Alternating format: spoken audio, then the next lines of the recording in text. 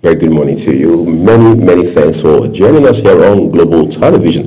This is how we say welcome to Global Morning, second weekday. Time already is moving really fast. We at Mofwegwe saying, as always, we're grateful for that very crucial decision you make to be with us here on the program, 7 days of the week. Priscilla Obasi. I've been trying to look for a middle name for you, but preferably your native name. I'll find out very soon. My native name is Chineye. Chineye. Oh, Priscilla Chineye Obasi. You know there's another tongue twisting name at the end. That's even the official one, but No. That was my maiden name. Oh, that was your maiden name. Oh, great. So we'll try to get used to Chineye with time, maybe next days and weeks ahead. But it's good to see you. Yeah, same here. Good morning, viewers. I mean, we have said it all. It's such a delight to be your face, and thank you so much for tuning in to Global Morning this morning. Yeah, it is an interesting day. It is. Tuesday. What is Tuesdays like? Tuesdays for me, it's just that day where you're still trying to, get into the groove of the new week. Are you serious? Maybe you settled in a bit, but somehow you're optimistic that it's almost going to wrap up. If you're someone that is looking, to have a good weekend, or you're someone that is usually excited, you make use of your weekends. And right. Tuesday is that they just start counting down. It's far away. You can imagine how people, how so badly people want to see the weekend that by Tuesday they are already looking forward to it. You look like one of those persons who do not like Monday mornings. Well, you have to just get used to it. I mean, adulthood just makes you responsible. So all thanks to school. you don't have a choice. You know that you have to work. Right. No work. They say no food for lazy man. Right now, no food for lazy man. Nobody ever talks about it. It's always about it, man. I know you're going to get there. I'm not going to go there with you. It's all right. But as you get older, you realize that some things are about obligation, really, not about choices. I try to... So my girls would always wake up sometimes because my mother-in-law has been around for a while. So they try to wake up 2-3 o'clock. They're punching her phone. They are getting her to talk a lot about stuff, about their cousins and stuff. I'm like, you girls should go back to bed. It's just 3 a.m. You have to wake up early enough to go to school and stuff. They really don't understand. And then when it's time to go to school, they are deep in sleep. That's when they want to sleep in. They don't want to get up and things like that. And in my head, I feel like, okay, well, maybe this is the phase. Maybe we just need to wait a little longer.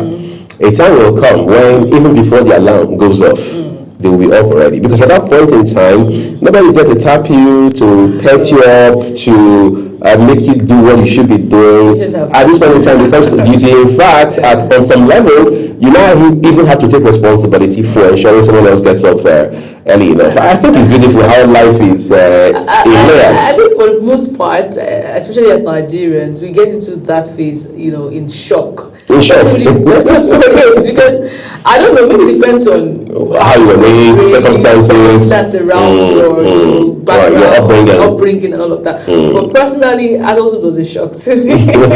You go to school, when you're done from university, no one tells you, we're not doing anything again. You are now on your own. There are families that, whilst they were in school, you had to still hustle, but for me, I have parents that told me, focus on your studies. Don't be distracted. Don't distract yourself. And all of a sudden, I'm done with school. No one told me that we're removing our hands. So you're now in the fate of Nigeria. No skill, no work experience. No business. You've not built that business. No savings. Exactly, no savings. But for me, I think my service year was that year I saved a lot because I was someone that was determined not to touch my alawi. I was determined, and somehow I did it by circumstance. By circumstance, I did. My account was compulsorily locked for some ratifications here and there. So I had to, just keep my eyes off that account because it was going to be a process to start rectifying it. And I did that for 1 full year. After my service year, I had then, I paid 19.5. It was 19.5. It was a lot of money for a copper at the time. Was it? For a copper? Well, give or take, really, the primary goal is not to pay you, is for you to serve your fatherland. So the Yalawi was more like a bonus. for our set, I don't think it was at that time they were still contemplating, do we increase it? So the last set that was paid 19,500. And you wish you had dragged on exactly just after we had passed out. The next set now got there. So we're at that point where the economy was already hitting hard. People were already asking for an increase and all that. So it wasn't really enough. Like civil servants. I'm telling you, it wasn't really enough. But I mean, it was a good thing to look back and see your account had accumulated some good money. So it gave me the confidence to start life. But it was all interesting. That was when I knew welcome. That was my welcome to adulthood. Right, your baptism of fire. It was a buffer to the whole shock. But I realized that I am on my own. But you see, you had some reprieve, if you ask me, because not everybody was that lucky, really. Because at the end of the day, there were those who even said, in yourself, you'll be shocked that their allowance was not even enough for upkeep, let alone to save from. But if there was anything I took away from what you said now, is first you learned the discipline to save, even though it was a matter of sheer necessity. Yes. The second was that you got value, at least at the end of the day, beyond your certificates. You had something to show to say, look, I was disciplined, and this is money I made legitimately while adding value to my fatherland and things like that. I would hope we continue to have coppers that can share the same experience, especially if they don't have to find a rude shock to adulthood. I don't think my adulthood was a shock at all. I'd rather say I grew into it. Wow. Right. I grew through the ranks into it. So I'll be lying on live television if I say I mean it was a shock for me. Again, like you mentioned very brilliantly, so it depends on circumstances. You see, my parents passed me early.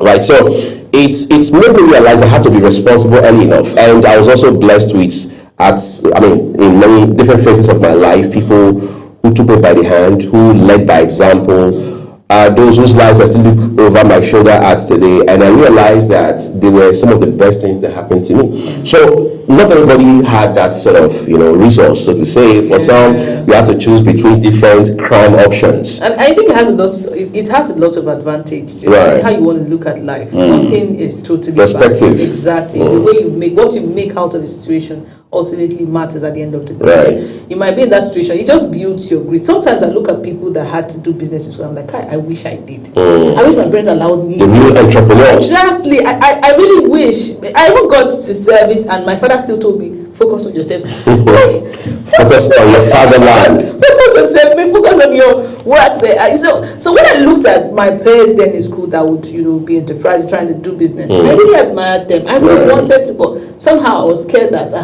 I'm not going to have friends. So those girls are founders today. Exactly. It built them. You leave school with some, experience. I mean, not just the certificate.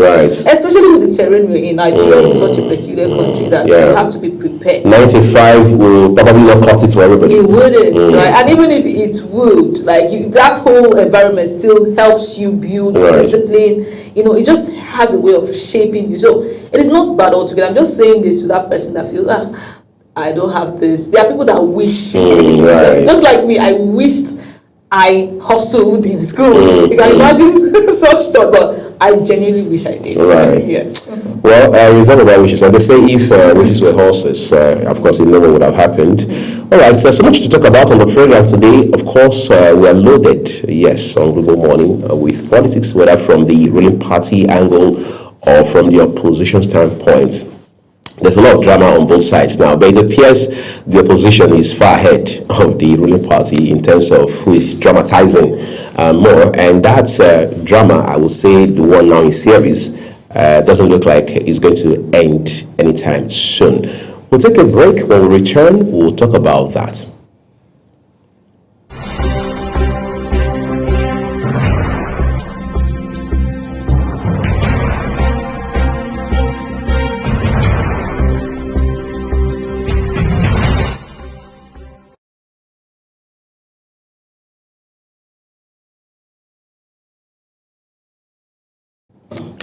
All right. Fact of the matter is, while we're here, I mean, Priscilla and I will likely not have breakfast until at least 10. That's the earliest. Unfortunately, I've had. You had breakfast. See, I'm all by myself. I'm all by myself now. You see why? So something like I was inspired by. As they say in Pidgin, you go to trust your colleague. No, it's just something light. It's not. But you do have something. Breakfast has to be light. Ask my mom. Someone like you don't mind apple and listen, swallow. I'm not from that region of the country. I'm not from that. Pounded yam.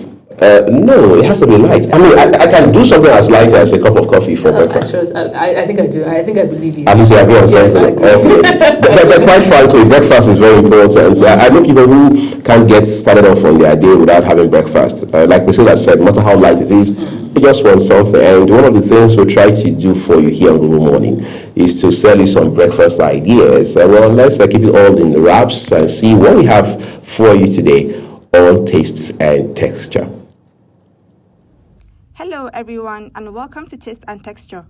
Today we're going to prepare a delicious Nigerian delicacy and we will be demonstrating it from scratch. Our delicacy on this episode is beans cake and pap. I am your creative chef, Saadatu Garba. Beans cake, popularly known as akara, and pap is one of the traditional breakfast options in a Nigerian household. Akara and pap is a hearty morning meal for most homes because of its light and filling nature. It is a delicacy made from beans, while pap is made from maize. I hope you enjoyed the recipe. Ingredients: beans, red bell peppers and scotch bonnets, onions, vegetable oil, salt and water. The ingredients for pap include pap, water, canned or powdered milk, and sugar. To prepare, wash and peel your beans. Add your beans, onions and peppers into the blender. Add a little water and blend till smooth. After blending, transfer into a bowl and use a mixer or a spatula to beat the mixture to make it fluffy. Add some onions to your oil to make it flavorful.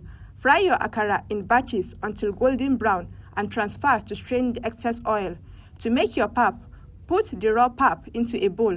Add a little bit of cold water, then mix. Boil your water and quickly add into the mixture while turning to avoid lumps.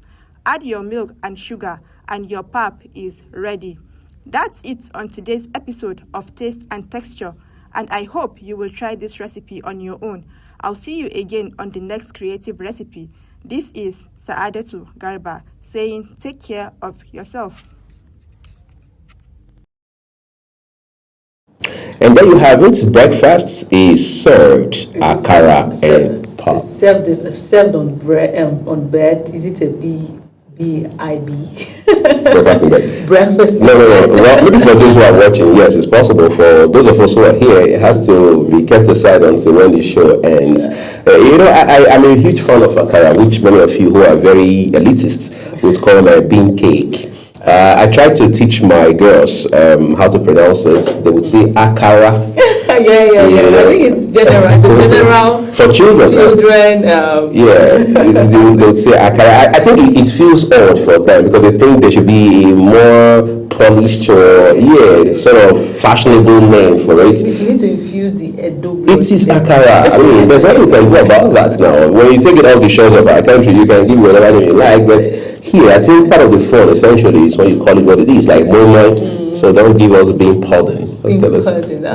Sounds boring. Moi moi. Just by that name alone, you already have. You wanted to eat it, and akara used to be a household food. I don't know if it is till now, right? It still is. Yeah, because we don't have so many roadside akara sellers, urbanization, terrains where you can't just easily get akara by the wayside. I mean, there are still families that will always, and there are wonderful eateries that sell akara. Would you eat akara in an eatery?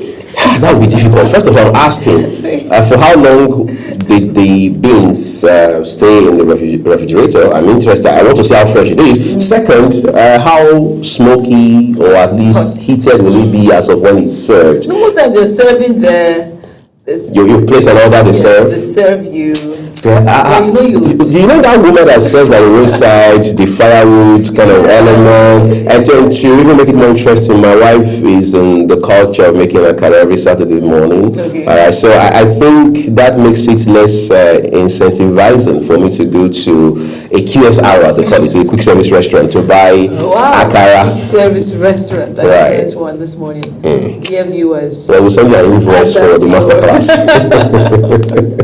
Well, a lot of politics really on the program today. Officially now, we know for a fact that Peter Obi, the former governor of Anambra State, as well as, another former governor, this time of Kano State, engineer Rabi Kwankwaso, have moved. They moved together. They moved as a twin, as a pair, all right, to the NDC. Some people say that was only going to be a matter of time because these two gentlemen knew from the get-go that the former vice president, Atiku Abubakar, was not letting off as far as the ticket, the presidential ticket, that is, of the African Democratic Congress, ADC, is concerned. So they had looked at the optics, they had looked at all their options. They knew, for example, that it was going to be a tough fight, having to slug out that ticket with the former VP in the ADC. But the question is, how really viable is this option? Is it smart enough? Would there also be crisis at some point in the NDC? Yesterday, we saw unconfirmed reports that the NDC also is immersed in one form of litigation or another. We don't know how true that is, but we want to believe that Mr. Obi and his friend, Mr. Kwankwaso, sounded severe word, trying to be a bit official about this. This is a former governor we're talking about, and a presidential hopeful as well. All right, must have done due diligence, thorough background check, very rigorous vetting of the NDC and its leadership structure before deciding to pitch their tent with the Seraki Dixon-led entity. NDC. Well, it's almost looking like court cases is like a norm right now in Nigeria. It's as if you are not a serious political party if you don't have litigations. Exactly. We're not hearing of the APC right now, but I can assure you that as soon as they are primaries. Maybe primaries, yes, you hear all of that. After their primaries, there's going to be a lot, and maybe at that point where they are no longer. But I'm not praying for that. I don't wish anyone bad. But it is there. It's just cooking up. Maybe one of the reasons will be because of the way politicians carry themselves, the way they behave, especially around the electionary period that we have. Right exactly. Now. Everybody wants to have their way. Everybody wants to, have a say. Everybody wants to be the one at the forefront, the one on the ballot. There's no sacrifice. And just as we were saying off air, I kind of understand why politicians always want to play the major role most times. It's maybe I would want to tie it. I don't know how genuine they are, but I might want to tie it to the fact that I want to ensure that this thing I have said, especially if you're a person of integrity, I've told you in Nigeria is possible, we can do this, and then I want to be sure that the person I am aligning with can indeed give us a new Nigeria, because my word should be something people should hold on to if you are a person of integrity. So when I say a new Nigeria is possible, and then I look around and I'm not seeing anyone that can actually drive this vision, I say, it might just look like I have to be at the forefront, of affairs, of directing this new Nigeria that I see. I don't know how well you see the new Nigeria. I don't know if the other person that is in my party is seeing it at all, or he's just there for. It's still at the end of the day, this is part of the issues. This is a part of the, bringing human beings together can be a really complex thing. Siblings have issues, right? Husband and wife would always have their problems, despite the fact that they live together for years. Now, when you want to talk about our Nigerian politicians, that you cannot really count. You cannot really hold a good number and say these ones, have been genuine over the years. Looking at themselves, they have track record. Exactly. So it makes it more complex, and you have to work with them. You don't have a choice. It's a political party at the end of the day. So people come together with different ideologies. The ones that are come here to steal, the ones that want to come and just have their way. You're going to say destroy, kill. It's part of the human nature. Originally, it's just how the human nature is. So you have to deal with all of these factors. You have to call them brother. You have to call them friend. You have to work together with them. Right. It takes you don't have to pretend to hug them. To love them so much. You have to just, you have to bond. It's quite difficult. It takes a lot of leadership, skills, tolerance. It is not an easy thing for a complex state as Nigeria. So when you see a person in that forefront, I don't think we should just even bash them. Even given the president of Nigeria, he might have his good motives, he might have his good intentions, but the complexities of working with people is a factor. So we are trying to clean Nigeria. We are trying to make it right, and we must understand that we are not there yet. We are not even close to there yet. So these things are a process, and we'll keep learning. We'll keep learning from situations. Let us not point fingers at anyone. Let us just keep learning. That's what I would say. Well, it looks like it's a long night upon us as a country, and of course as a political system. Well, let's take a quick break now. Jack up your spirit a little with Ramsey Enoch Agbo, now bringing us Heart to Heart Inspirational. Hello and welcome to another beautiful day right here. It is Heart to Heart Inspirational, and of course my name is Ramsey Enoch Agbo. Your voice matters. That's what we want to look at today. Your voice matters. Okay, it doesn't matter when we say your voice matters. What are we talking about? Is it that you are talkative? Is it that you are loquacious? Is it that you are a lingua franca? You can speak a lot of languages. Is that what we mean when we say your voice matters? A lot of voices have gone down the drain today. A lot of good voices, all right? When we say your voice matters, are we talking about the fact that you can sing or you are a poet? No, it's beyond that. Let me give you something right now. Silence has cost the world many solutions. Somewhere, someone needed your voice, but you never knew. But one of the things that have stopped a lot of people, a lot of voices from being heard, a lot of opinions from being shared, a lot of talents from being manifested is fear. Fear of what will happen if it doesn't go my way. My voice, are you sure my idea is going to count? Are you sure my opinion matters? Your voice is needed at several places for several reasons, but fear convinced you to stay quiet.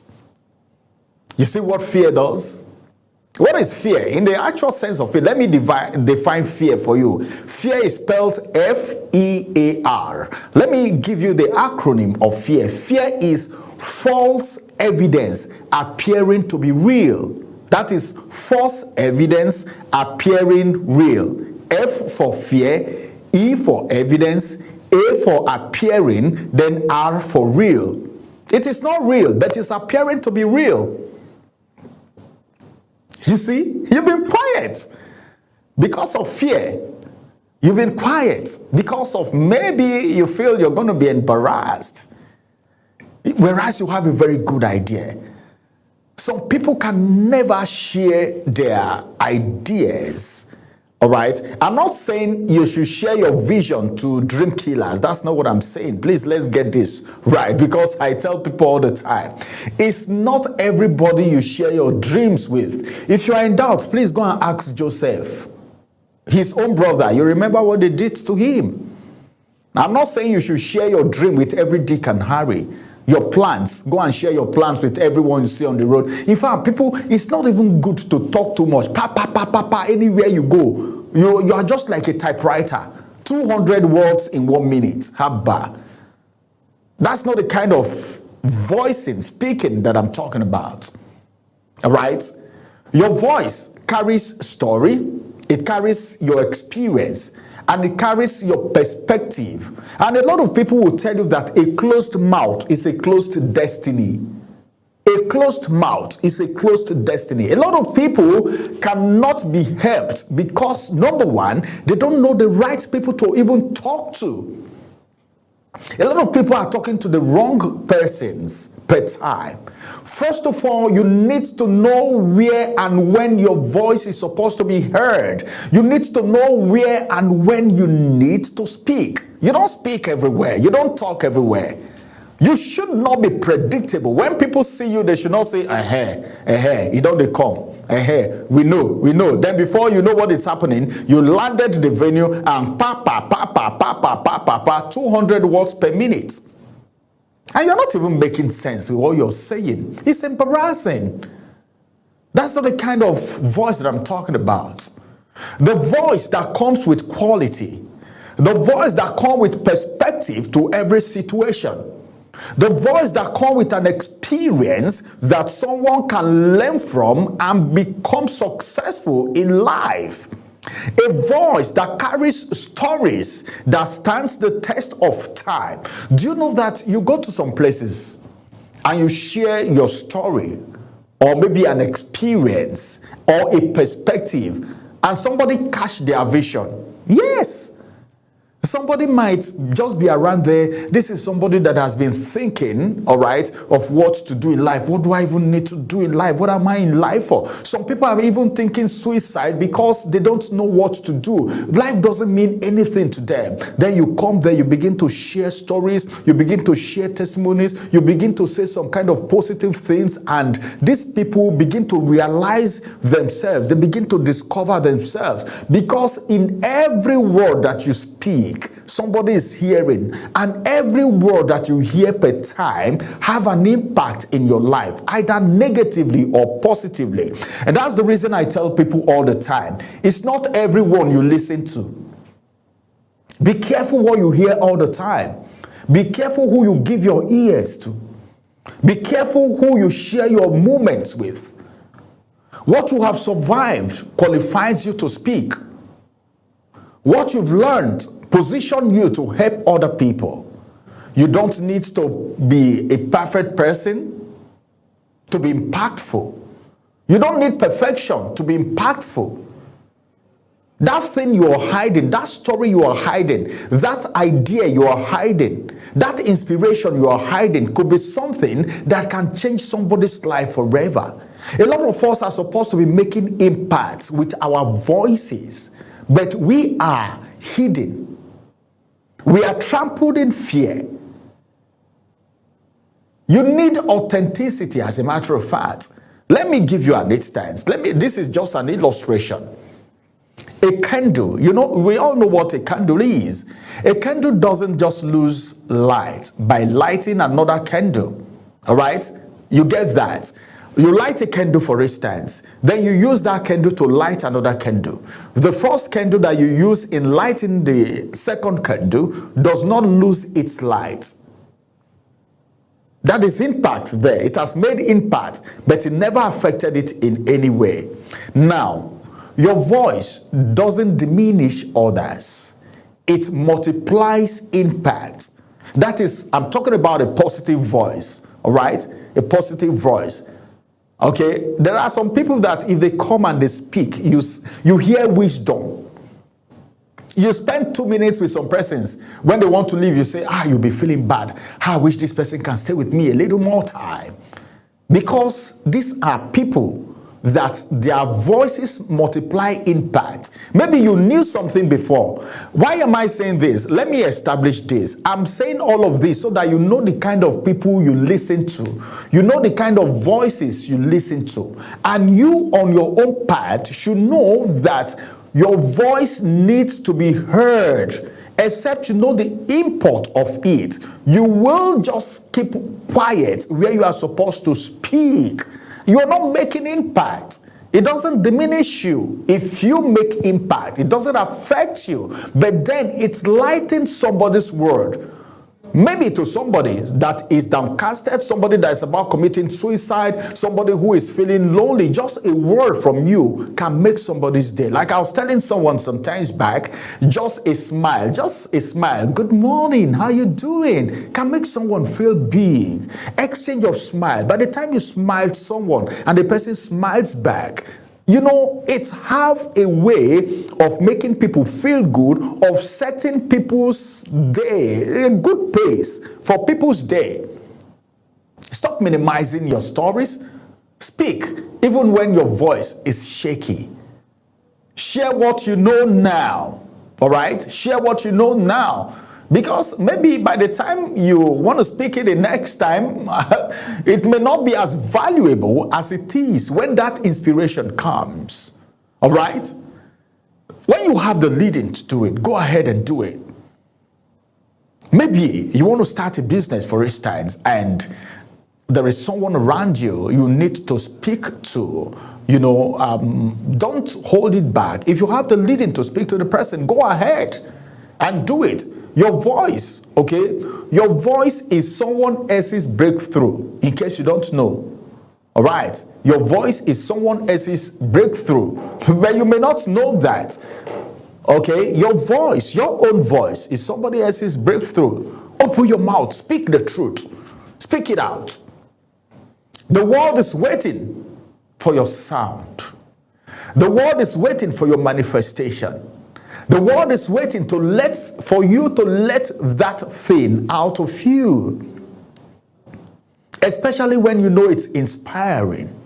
Especially when you know it's going to stop someone from maybe committing suicide. Because a lot of people are confused in this generation. They don't even know what to do. And that's why you have a lot of photocopy. We have few originals. A lot of people are duplicates of other people's ideas, of other people's lifestyle, of other people's opinion.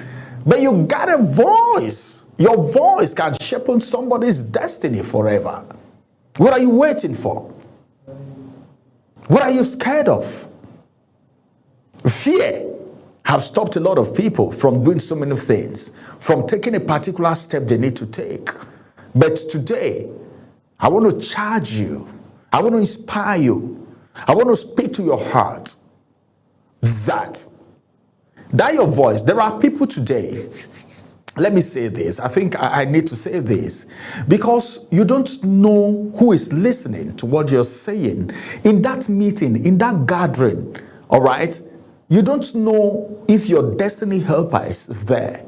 Maybe a contribution that you want to make as you're trying to make sense on time, it will give the person by your side, all right, an inspiration, an acumen, okay, to become what they have been planning to be. Your voice might be a witness to what the Spirit is telling them, to what their mind is telling them, to what their instinct is telling them. So speak it out. Stop holding it back. Congratulations, everyone, listening to the sound of my voice right now, because you are a success, going somewhere to happen, a voice that the world will reckon with. And as expectation of a lot of creature is the manifestation of people like you. Go, manifest, voice it out, say it. The truth. You should be known with saying the truth all the time. Have a beautiful day. Bye-bye for now.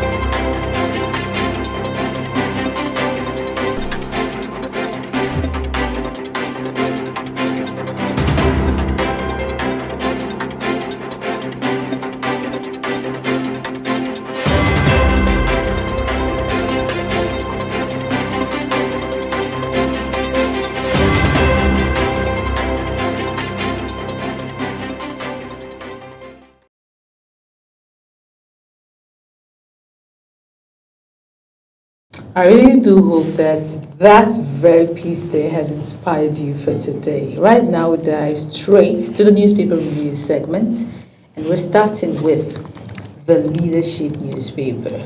First story above the nameplate: PDP crisis, Wike Makinde camps clash over NEC meeting, interim committee.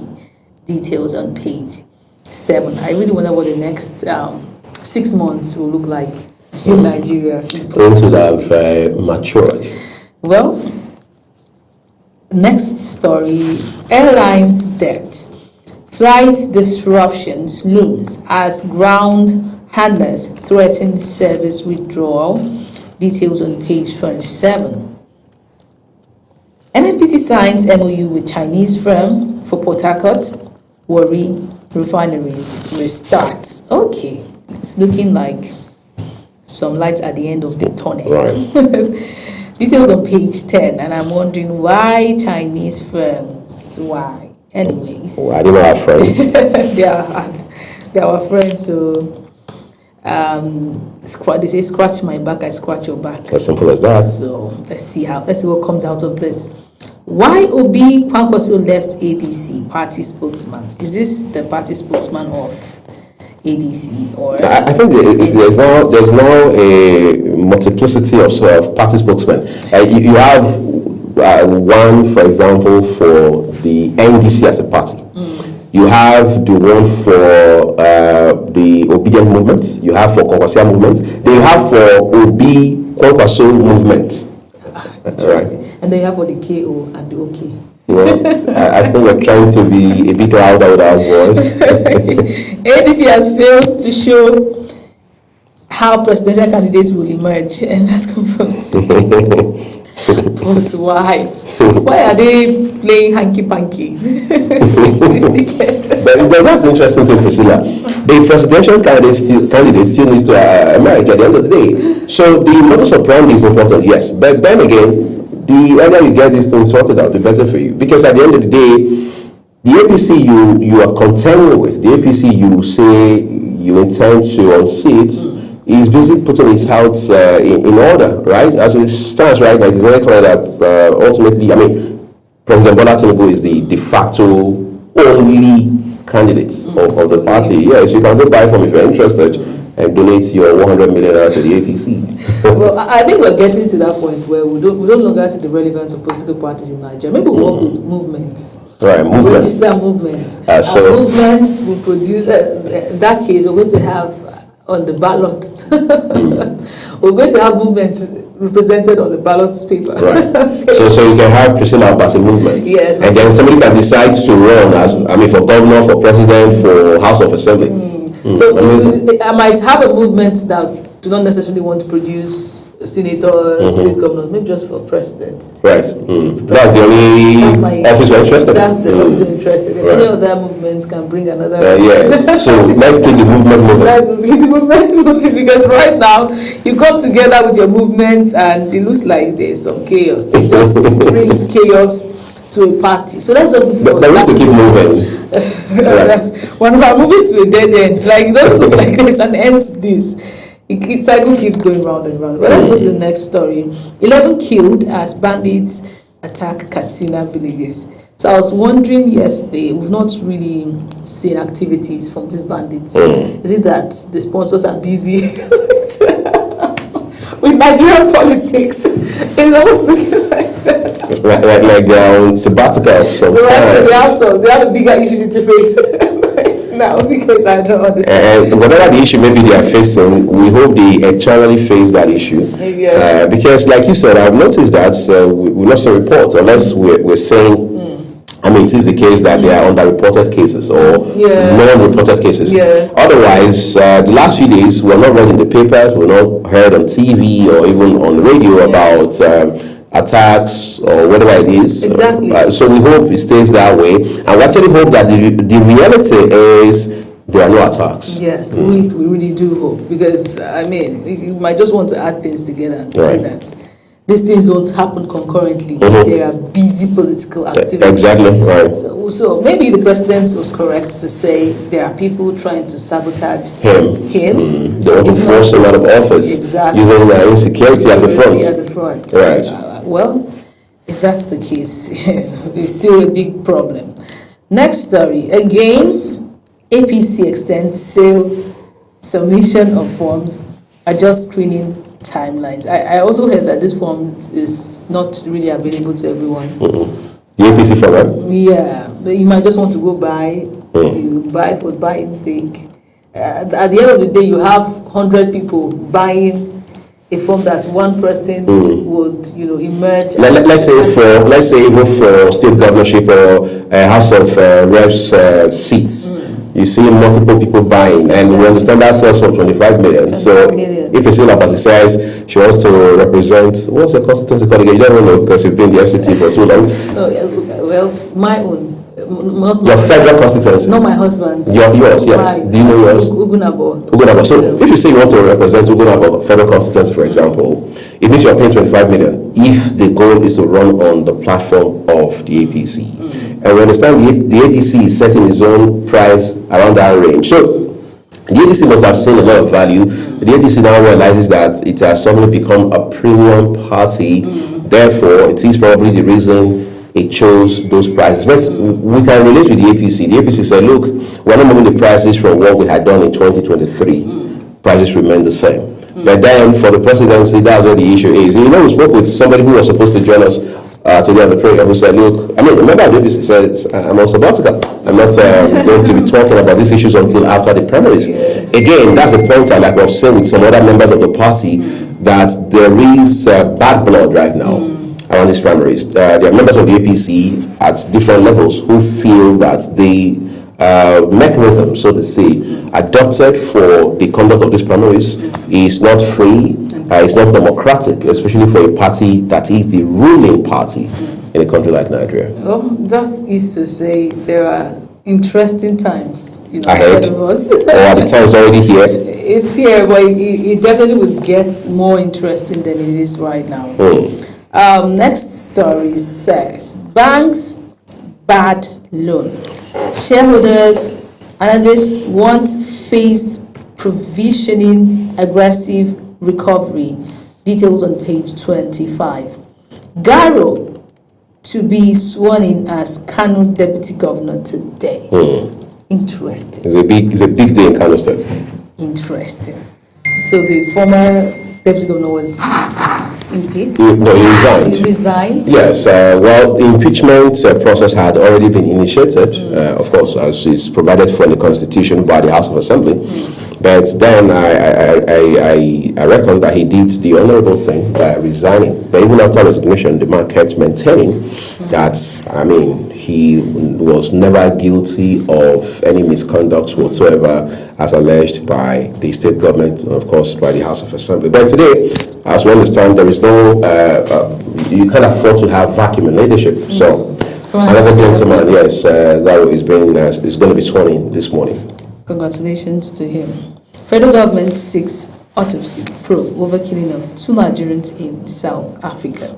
The xenophobia thing has been, reoccurring in South Africa. Right. And the last time it happened, one would have thought, because it took a long time for it to happen again. I personally thought the issue had been dealt with. There seemed to be some kind of bond or talks with the 2 different countries. But seeing it happen again, and it looks as if we're kept aback of whatever it is that is happening. We are not even, I don't know how involved our government is in the happenings of the xenophobic attacks in South Africa. But it has resulted in death of 2 Nigerians. I don't know how many. I don't even know if this report is, precise. But it is not a good thing. We're meant to be Africans. Why? There's a deeper issue if you look at it. It just speaks to how even in Nigeria we cannot coexist, because on a larger scale, considering Africa and we being the giant of Africa, we're treated in this in this light or this way. I cannot make sense of it. I can't make sense of the fact that we have a president and our people are being attacked in a different country, and we are the giants of Africa. We cannot have talks to end this thing once and for all. It doesn't really make sense. It's crazy. Incidentally, we understand that from information available by the Ministry of Foreign Affairs, at least 130 Nigerians had agreed to return home. We also are aware that this return is voluntary, so nobody's going to say, Priscilla Abasi, you are under compulsion, you must come with us, you are going home to Nigeria. So Priscilla has the prerogative to decide whether she wants to go home or she wants to stay. And then yesterday, there had been a meeting scheduled between the officials of the the Foreign Ministry of Foreign Affairs, of course, now led by Dr. Bianca Odumego Ojukwu, and the South African envoy here in Abuja. We'll find out what the details of the outcome of that meeting are in the course of our broadcast today. I'm just saying that to highlight how that there had been interaction or some sort of interface between Nigeria and South Africa. And the Nigerian government has also said very clearly to the South African government, you have to protect our people. However, again, it appears we moved slow. Yes. Because we saw how some other countries had gone ahead to say, look, we're evacuating our people. We saw how they were very precise and very vehement about the efforts to ensure that those who were going to stay back are protected, and those who needed or wanted to leave were evacuated as quickly as possible. And again, like one of our guests said on Global Roundtable yesterday, we must take a second look at our foreign policy, especially in this instant case as it has to do with our diplomatic interaction with African countries, all right? Because at this point in time, I sit here as somebody with a sizable background in diplomacy and international relations. I'm asking myself, what is the AU doing about issues like this now? Because this is an African-wide problem. Yeah. And let's also be clear, it's not only Nigerians that are trapped in this very bad situation in South Africa.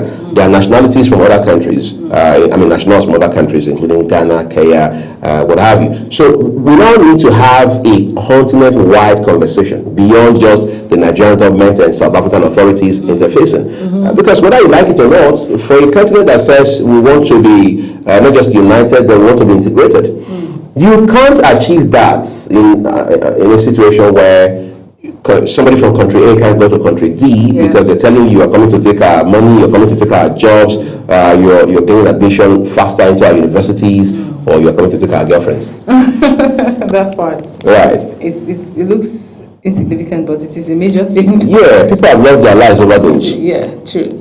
Well, I just hope to see an end, on this very issue, because it is sad. Those are your headlines for the Leadership newspaper. The next point of call is The Punch. All right, let's begin with, incidentally, this story here that we're talking about, top left corner with a picture of Bianca Odumego Ojukwu. It says, xenophobia, federal government seeks justice for slain Nigerians. Cool, defendants admit knowledge of plots in video evidence. Federal government loans 11.8 billion naira to 6,842 tertiary institution workers. Of course, that's guaranteed. They will pay back. At least they're still in service. And then adjacent the name mass, NNPC signs deal to revamp Warri Port Harcourt refineries. Are we going back to this revamping thing? In 2024, we're told the refinery in Port Harcourt had been working, operating at 60% capacity. Later, it got shut down for non-performance. I hope we hold the people that are in charge of this accountable. That was the problem. Revamping. What are they expecting to see? Tell us. Don't say we're revamping using. Sometimes it looks as if you just want to pump money or you want to settle some people. Right. Then you now use these terminologies to distract Nigerians. You're revamping. You're doing turnaround maintenance. Let us know. Is it expected that at the end of the day we would have our refineries working? Assure us that this money is going to be utilized and be used for the Nigerian, the common man. Let us know that it will come back to us. Don't just tell us it will be revamped and it just becomes old story. A lot of people will not even see this. They don't even know what to expect. They don't know that there's something like this going on. So there's nobody to hold accountable. Right. So as you're telling us you're revamping, what are we expecting? That's what I expect to see. Very important. All right, let's move away from that to the star headline with a kicker here. APC consensus coup, that's what it calls it. Governors tighten grip on Senate tickets, displace incumbents. With 3 riders, Uzodinma's Senate endorsement triggers outrage in Imo. There's also outrage in my own state now regarding the same senatorial issue, especially as it has to do with the southern part of the state. Abiodun Benga Daniel clash as Ogun East tickets battle deepens. Let me contest. Ex-Governor Ayade begs Tinubu amid ticket row. We understand the president has already directed him to step back or step aside and allow someone else fly the flag of the party in that senatorial district of Cross River State for a former 2-term governor. That appears a bit humbling, but of course, President Bola Tinubu is the leader of the APC. It depends on when he joins the APC. I think it should be. He joined early. He was the first South governor to join the APC. I really think this to defect to the APC. I think the first Southern governor to defect to the APC, maybe around the same time as former governor, now Minister of Works, Umahi, who was the governor of. As it then was, the former governor of Ebonyi State. So, Governor Ben Ayadi, or I should say Professor Ben Ayadi, all right, moves into the APC from the PDP pretty early. And he's also adding that to his resume to say, look, you must reconsider. I mean, I appeal to you, reconsider that position and see how much I've done. The last time we had elections, for example, I know what I did. 2023, I donated vehicles, motorbikes, branded to support your election. I mean, look upon your boy with mass.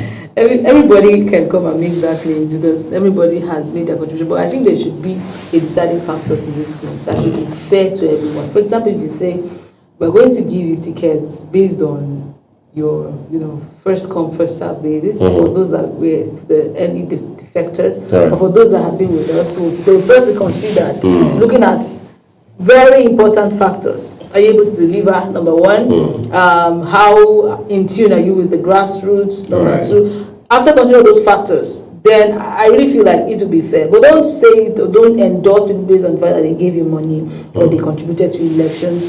At the end of the day, if they're not able to serve, it will still be service to you and not to the people. To the people. So these things shouldn't be rocket science for political parties. I know that it's not easy having to interface with human beings, because sometimes you want to, especially considering the fact that you're going for the presidential race, you're in the presidential race, you want to have everybody in your corner so that they can pull votes for you, so they can do everything for you, but you can't have it them all at the end of the day. So it should be based on merits, strongly based on merits, by strong factors. Well, we hope politicians will buy into the idea of merit and fairness like Priscilla Obasi has now recommended. Let's take a look at 4 more headlines from the Punch newspaper. Wike PDP bloc rejects Makinde's interim NWC primaries schedule. States shun autonomy ruling, retain 1.46 trillion naira local government funds. Soldier assaults the cable journalists in Lagos traffic altercation. All right, hantavirus care. World Health Organization reports 3 deaths, launches emergency response. Antivirus, that's a new one. Details on page 26 for you. Please take a look at these headlines. But more importantly, read up details for yourself. Next port of call is the Nigerian News Director, Priscilla Obasi, has those headlines for us. Okay, so the Nigerian News Direct, we're starting with the star story that says, NNPC signs MOU with Chinese firms to revive Warri Port Harcourt refineries again. What are we expecting? Sanwo-Olu hosts Danish tech delegation, 6 deeper ties with Lagos. Details on page 11. Federal government reaffirms commitments to net zero shipping. 15.6 billion naira fraud. EFCC arraigns Tunde Ayeni for illegal conversion of investors' fund. PDP will produce election winner in 2027. Makinde boasts. Wabara-led Board of Trustees inaugurates interim NEC. Don't interfere with INEC, judiciary. Protesters warn federal government. This is a strong warning. Let's hear that has ears. Here. Okay, so that is all we have for you from the Nigerian News Direct. The next point of call here is the Nigerian Tribune. All right, stop right corner first. It says government killed 5 in Plateau community. Federal government demands probe autopsy of Nigerians killed in South Africa. Chinese firms to operate Warri Port Harcourt refineries, NNPC. Nigeria's crude oil output rose to 1.56 million barrels per day in March. All right, the big one says 2027 consensus suffers setback in APC as aspirants dare governors. Senate leader defends Electoral Act says consensus not sacrosanct. Party extends deadline for sale of forms submission. Some people have bought, but they've not submitted yet. Right. Well, I hope that it looks like there's going to be pressure of submission at the end of the day, because there are also protocols for filling the form, and of course there's a window for submission. Interesting. I hope they are given enough time. I hope some people do not end up with their phones in their house even after primary's window closes. Well, you can appeal for it to be sold. You can resell it back to the party. For 2031. For 2031. Who knows? Maybe we'll make a profit off of it. Well, can it be useful? Maybe if the party buys it back from you, there should be such a clause. If I'm not able to, yeah, what happens? Especially when it's for no fault of mine. Can I return it? Who knows? You might be those market women that don't like to return. If you buy this, you don't touch them. You're already taking it home. All right. Government yet to free kidnapped IBEDC staffer 6 days after. There's details of that sad story on page 2. 2 defendants admit knowledge of plots to overthrow Tinubu in video evidence. That's quite serious. On page 2, EFCC arraigns ex-Sky Bank chairman over alleged fraud. That's talking about Mr. Ayeni, who is now being accused of allegedly siphoning depositors' funds to the tune of 15.6 billion naira. That's a lot of money, but that case has been a long time coming. Incidentally, Skybank has evolved time and again, and today I think his own bank has taken on a new name by the name of Keystone. All right, a bit of health was as well. Says scientists develop chewing gum to help fight oral cancer. I think you need to move from candy to chewing gum, Priscilla. Huh? I need to move from candy, from sweets to chewing gum. I'm already there. Oh, great. All right,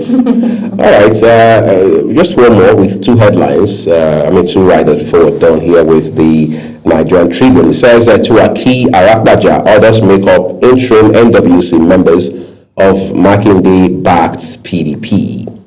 2 riders say, Oyo governor says Joe is coming, tells INEC to redeem own image. It's an illegitimate assembly, Wike-backed PDP says. Of course, we all saw that coming, but those are all your headlines from the Nigerian Tribune this morning. We're just going to take one more and then we're done. That will be the Daily Times newspaper. Okay, the Daily Times has first story above the nameplate, top left corner, and it says, NNPC partners Chinese firms to revive Port Harcourt Warri refineries. Telcos regulators face backlash for defying airtime loan court orders. I heard MTN do no longer give out loans. Yeah, it's not just them. I think it's general for all the telecoms operators, because the Federal Competition and Consumer Protection Council, FCCPC, now says that it wants to set up a different sort of system or mechanism that will be essentially or exclusively responsible for all of those borrowings, as it has to do with data and airtime. That it is beyond the mandate of these private telecoms operators to do that. They can they can do their other businesses, but they should stay clear of because there's a framework around these things, quite frankly. All right, and last I checked, sometime in the middle of last week, they had already selected about 5-7, can't be so sure off the top of my head, entities that will be responsible for that. So it's going to be more like a third-party thing. The same way your USSD service is being used for your banking purposes, is offered by telecoms operators. But your bank has to work with them. So it's a third-party service for your bank. So everybody has a share. There's a lot to go around. Because that has to be motive. I don't think that there's any agency that will say, these people are suffering. Let's step into them. So this is not a public security initiative. Like is the word. Okay, so next story, which is the star story. Cool. In video evidence, 2 defendants admit knowledge of plot to topple Tinubu. Final story. Ground handlers issue May 6 shutdown threats over airline debt. Those are your headlines for the Daily Times. Well, incidentally, that's what we leave you with the papers this morning. Everyone, as always, we encourage you to read up details for yourself, because that's one way you get value from all of these headlines that we present to you. And we'd like to remind you that Global Television, as a broadcast media entity, or the team here on Global Morning, does not in any way contribute to these headlines or their details. What we do for you is bring you the headlines exactly as published by their respective publishers. We'll take a quick break. When we return, Ogochukwu Mobulo will be here to bring you Social Pass.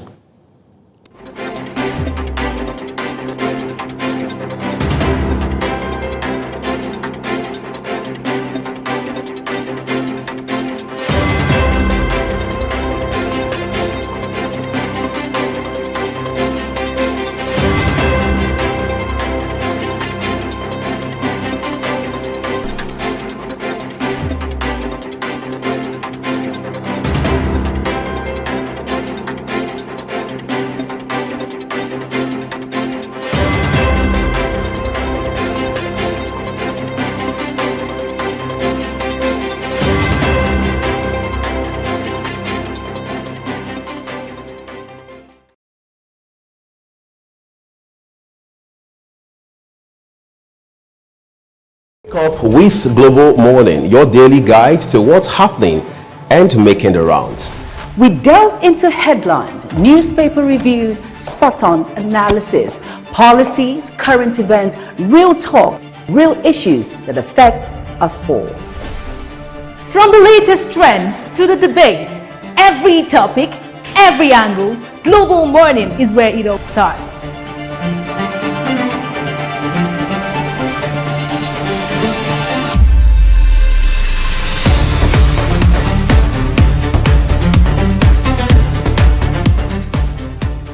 Global Morning, For the latest issues, always on point. Watch Global Morning Monday to Friday at 7 a.m. Saturday and Sunday at 8 a.m. on Global Television.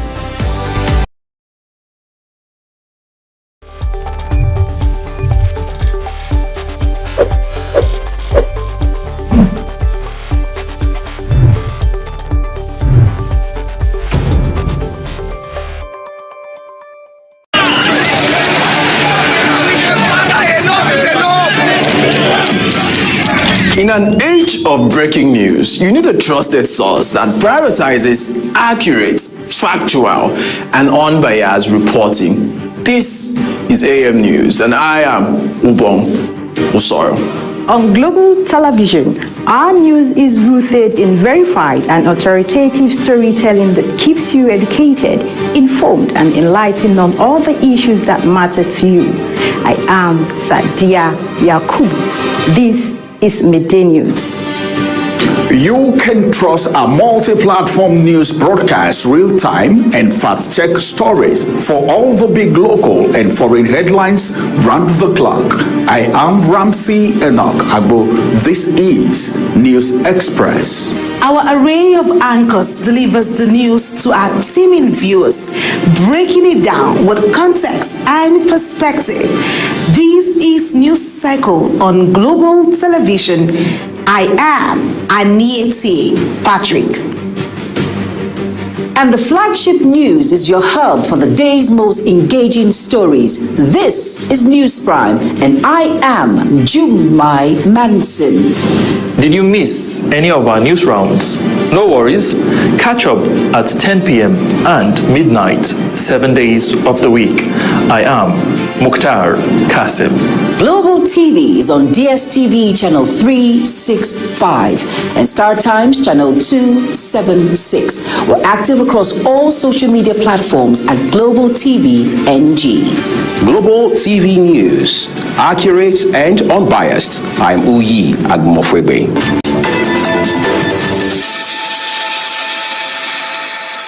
At Witchtech Cables, we don't just make cables, we deliver excellence. Our products are built with advanced technology, trusted for their unmatched quality and durability. With a wide range of cables, swift delivery, and continuous innovation, we stay ahead of the market demand. We are proudly Nigerian, fully indigenous, yet world-class. Backed by a professional team, strong technical support, and a deep commitment to customer satisfaction. Witchtech Cables is more than a brand, it's a promise. Witchtech Cables, quality cables, better than the best. When social media speaks, we listen and we bring you the extra. It's your one-stop shop for trends, tweets, and the tea everyone's sipping on. Join the conversation, share your thoughts, and get that extra dose of what's shaking the internet. And on issues making wave on social media to your doorstep. Social Buzz Extra, where the trend meets the talk, only on Global TV.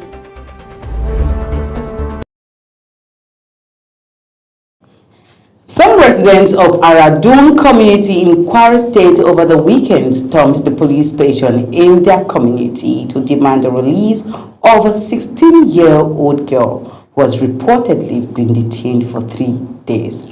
Hello and welcome to Social Buzz on Global Morning. I am Ogochukwu Mwobno. This is where we extract social happenings on social media. According to the residents, the police has stormed the teenager's home to arrest her brother, who allegedly stole a generator. Not meeting the suspect at home, the policeman allegedly picked up his 16-year-old sister and has kept her in custody for 3 days now. They allege that the DPO in the police station denied the girl access to food or her family members. Mother of the suspects and also the minor who spoke in Yoruba said she was also arrested and detained. Nigerians, please come to my aid. Help me.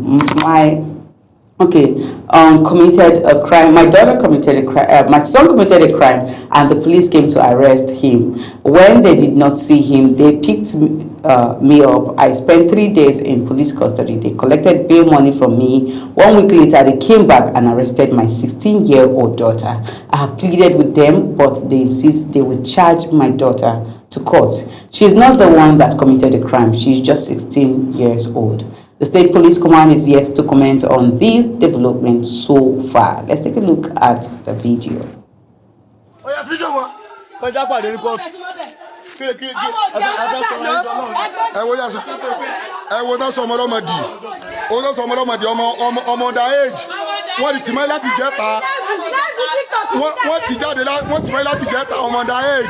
Any DPO ló ti mọ́lé, any DPO sọ pé òun máa ń rẹ́yìn lẹ́wọ̀n ni. DPO ló ti mọ́lé, ó máa ń rẹ́yìn lẹ́wọ̀n. Ọmọdé èjì ló ti mọ́lé. DPO Àràdùn ní Kwara State. Ó ló máa ń rẹ́yìn lẹ́wọ̀n ni. Ọmọdé èjì náà ti mọ́lé láti jẹta. Ọmọ yẹn ò jẹ́, ọmọ yẹn ló ń sunkún lẹ́yìn yẹn. Ẹ wo ọmọ yẹn ló ń sunkún yẹn.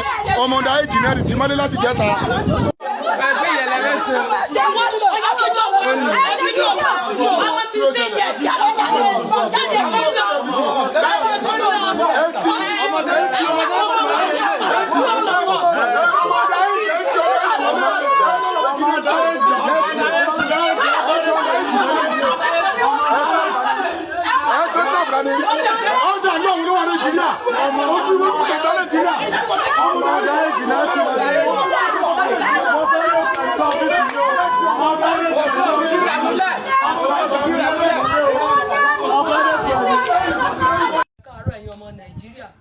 Ẹ ṣàánú mi, ẹ gbà mí.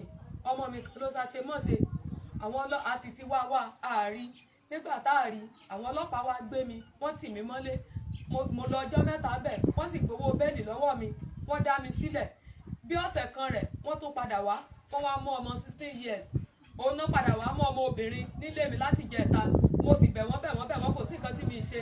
Ọlọ́pàá ìdílé ló fẹ́ gbé ọmọ mi sí kóòtù ni. Kódà ò ní fi ọmọ mi lò láfi tó bá rán lẹ́wọ̀n. Kì í sì sọmọ yìí ló jalè, ọmọ obìnrin ọmọ kékeré ni, ọmọ 16 years ni. Ẹ̀yin Nàìjíríà, ẹ gbà mí, ẹ ṣàánú mi, ẹ gbà mí o.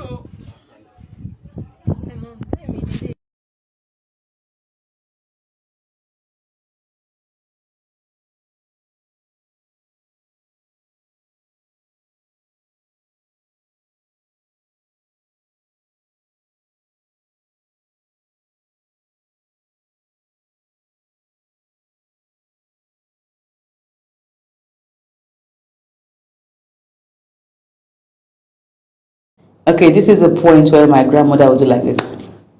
You know, when you say wonders, they say shall never end. That's it. Because I have never heard of this kind at all. I know, okay, it might have been happening, but honestly, I don't think we should have been doing this right now in 2026. But let's take a look at some comments in Nigeria, and let's see what exactly some persons are saying concerning this. The first comment is coming from Tosin Emi, and Tosin says, social media has exposed a lot of atrocity being committed with the government's uniform and bad police is his hashtag there. All right, thank you, Tosin. The next comment is coming from David Ogbeidi. And David says, the police know that it is unlawful to arrest and detain any person in lieu of the actual suspect. So they are likely to bring a charge of aiding and abetting an alleged theft to justify their actions. The community should immediately go there with a lawyer to secure her bail and enforce her rights. They should also confirm if she was detained in a police cell with adult detainees. This is really sad for our country. Thank you so much, David, for lending your voice. David seems to be a lawyer. Thank you so much. The last but not the least for this particular topic is coming from Posh Mobi. And Posh says, a 17-year-old girl aiding and abetting shock investigation revealed that, but couldn't reveal the whereabouts of the suspects. This looks like a division in Ilorin, and they know they do good things normally for that place. All right. Thank you, Posh. Person to be maybe an Ilorin indigent, by the way. Well, those are the comments from social media as regards this, and I'm not alone today in the studio. I have with me Priscilla Obasi. Good morning, Priscilla. Good morning, Ogochukwu. So we're talking about minor and a 16-year-old girl who has been arrested for, according to the police, aiding and abetting her criminal brother. You know, when they couldn't find the brother, they had to pick her up. And I said something earlier, I have never seen this type. Just in case you have experienced or you know someone who has gone through this, please educate me more. Just like one of the comments said, you can actually take a lawyer there and make sure that, you know, they secure her bail. But why are they bailing her? What crime did she commit? Because she's not the only person there in the family. The family doesn't have just her. They have other persons. Why didn't you pick other persons? Why did you pick her? So, you know, there's a lot happening, just in case. And the person also highlighted that if she was actually, you know, detained alongside other adult detainees there, then there should be a problem. Which I don't think there is, you know, a cell for her age. I don't think so. There's juvenile prison, right? But that is... That particular station I'm seeing doesn't look like it has anything like juvenile prison. Yeah, but I mean, sometimes you look at the internet and it just feels like we're going back instead of progressing. Because every day you see something that just wows you, shocks you, breaks your heart. It's just something that makes you want to, you know, feel bad about being a Nigerian almost every single day on this internet space. But it is a sad one. I don't know what due process has been taken, but first off, the mother should get appropriate hands. She should get legal person. At this point, it's not a matter of going to cry. Yeah, you've gone to cry. I believe some social media personalities might decide to reach out, but there has to be a due process. And that's what Nigerians should know. When things go wrong, there's a process to following it. Yes, and until you follow that process, nothing really happens. So that is first. Yeah, the brother did whatever he has done. What has happened to investigation? What has happened to looking for that boy? We don't know. We don't know the details. I might have to go look at the video and hear everything the mother is saying. You know, verbatim. But it's a sad one. No mother wants to see her child in such a situation. For the fact that it said which of them was denied food for days and denied family visitation. I don't understand our police system. In a part of the country, it looks as if it's going well, as if it's working. You go to another part of the country, it looks as if nobody's looking at them. Everybody's just doing what they want to do. There's no regulation whatsoever. You know, these are the things that needs to be checked. We can't be in a civilized country. Social media represents us. People go on this space and to know where Nigeria is. People get their view about Nigeria from the internet, and that's what our government needs to know.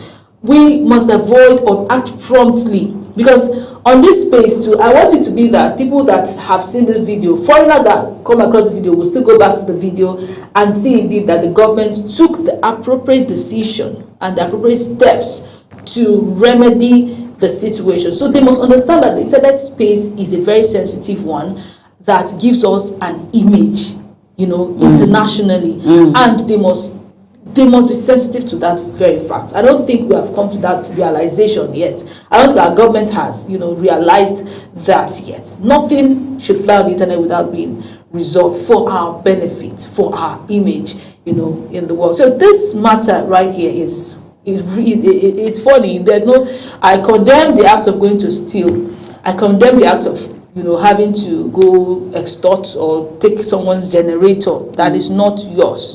It is totally wrong. But the right process, the right thing should be done. If the guy has offended, we have intelligent police officers that should be able to track him.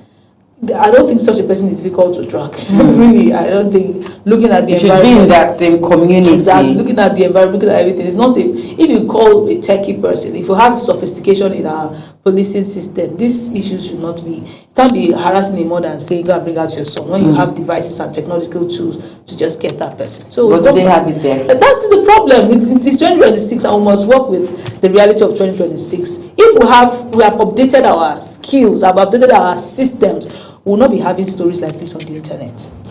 Thank you so much, Priscilla. I just want to add to it. I think police, they are too lazy for investigation. They don't really carry out proper investigation. A lot of persons have been arrested and detained, wrongly, because there is no proper investigation. Nobody is carrying out investigation to just say, this is him, pick him, because that's what we see in the movies most times, and that's what plays out. That's him, pick him, and you just go pick the person. You are not asking the person anything. You put a handcuff on the person, and the next thing you're telling the person, whatever you see or do will be used against you in the court of law, and that's just it. And the person, you are not allowed to say a word. Why? Because the person who reported you had already written a statement, or sometimes even bribed the security officer, so you are not even allowed to say anything, and that's it. Except maybe you have a lawyer who can actually speak for you, which is really bad. Can we even try to start investigating cases before we go for an arrest? This is a boy who committed this crime. If the sister is 16 years old, I want to assume that boy is not more than 20. Should be around 20 or maybe in his 20s. Should be a young person. And that is Ilorin, for crying out loud. How big is Kwara State? How big is Ilorin? So there should be, and I know there are other divisions. This is not just the only police station or division in Kwara State. There should be other divisions. Look for this person. This is who we are looking for. Why just go out there, pick whoever it is you see? So just in case, just imagine this family doesn't have, maybe the boy doesn't have a younger one. They pick the mother or they pick the father because your son committed a crime. Please go for the person who committed the crime and make sure the person faces the crime. So what I'm saying, and I'm urging all our security officers, please try to make your investigations first before you go for arrest. A lot of persons are still in prison for wrong arrest. Yes, very innocent persons. They're still in prison. I watched recently, a few days back, a young man who came out. He was crying about in his 70s, I guess, and he was saying that he has been in police custody for about 20 years. Wrong arrest. You know when people gathered, he just sat out there with friends, and people were running, but he wasn't running because he doesn't know why people were running. That was 20 years ago, and they picked him and they said, yes, he's part of them. He's part of them. He was like, part of what? Till date, he wasn't allowed to speak or say anything. They didn't give him, a lawyer, nothing like that. He stayed there for 20 years, and they found out that he was not the one. Imagine losing 20 years of your life. It should be in his 50s or 40s when that thing happened. Wow. Imagine losing 20 years of your life because there was no proper investigation. And how long does it take them to even make an investigation? 20 years to make the right investigation, to find out that this person wasn't part of that crime you're actually holding him back for. Who is going to pay for that years lost? So please, let's try to do the right thing, okay? All right, thank you so much once again, Priscilla, for your contribution to today's topic. And yes, this is where we close the curtain for Social Buzz on Global Morning. I'll be leaving in the hands of Uyi and Priscilla as they usher us into the discussion section of Global Morning. Once again, good morning, Nigeria and viewers around the world. Bye for now. When social media speaks, we listen and we bring you the extra. It's your one-stop shop for trends, tweets, and the tea everyone's sipping on. Join the conversation, share your thoughts, and get that extra dose of what's shaking the internet. And on issues making wave on social media to your doorstep. Social Buzz Extra, where the trend meets the talk, only on Global TV.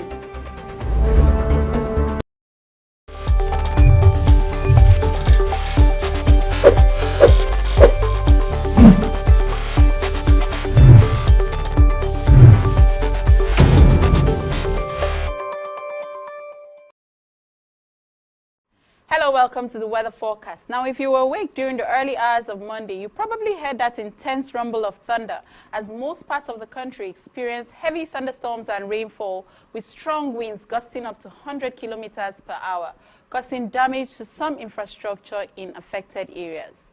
Now, let's talk about what to expect on Tuesday. Much more calmer morning in many areas, although parts of Adamawa, Taraba, Kaduna, the Federal Territory, Nasarawa, Plateau, Niger, Cross River and Akwa Ibom states will likely experience morning thunderstorms and rains, while slight dust haze is expected in parts of Borno and Yobe states.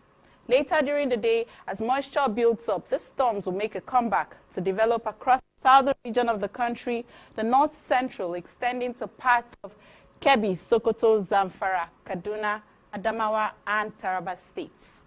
That's the forecast. Stay alert and keep your umbrellas close. I am Theodora Itzum. Thank you for watching.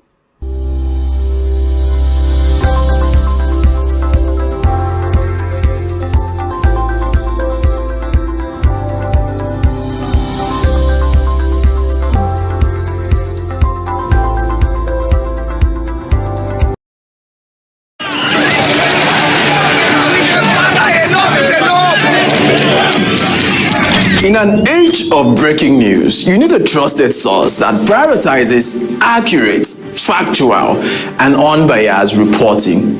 This is AM News, and I am Ubong Usoro.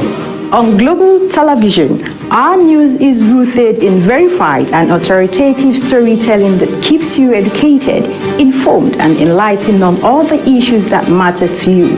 I am Sadia Yakubu. This is Midday News. You can trust a multi-platform news broadcast, real-time and fast-check stories for all the big local and foreign headlines round the clock. I am Ramsey Enoch Agbo. This is News Express. Our array of anchors delivers the news to our teeming viewers, breaking it down with context and perspective. This is News Cycle on Global Television. I am Anieti Patrick. And the flagship news is your hub for the day's most engaging stories. This is News Prime, and I am Jumai Manson. Did you miss any of our news rounds? No worries. Catch up at 10 p.m. and midnight, 7 days of the week. I am Mukhtar Kasim. Global TV is on DSTV channel 365 and Star Times channel 276. We're active across all social media platforms at Global TV NG. Global TV News, accurate and unbiased. I'm Uyi Agmofwebe.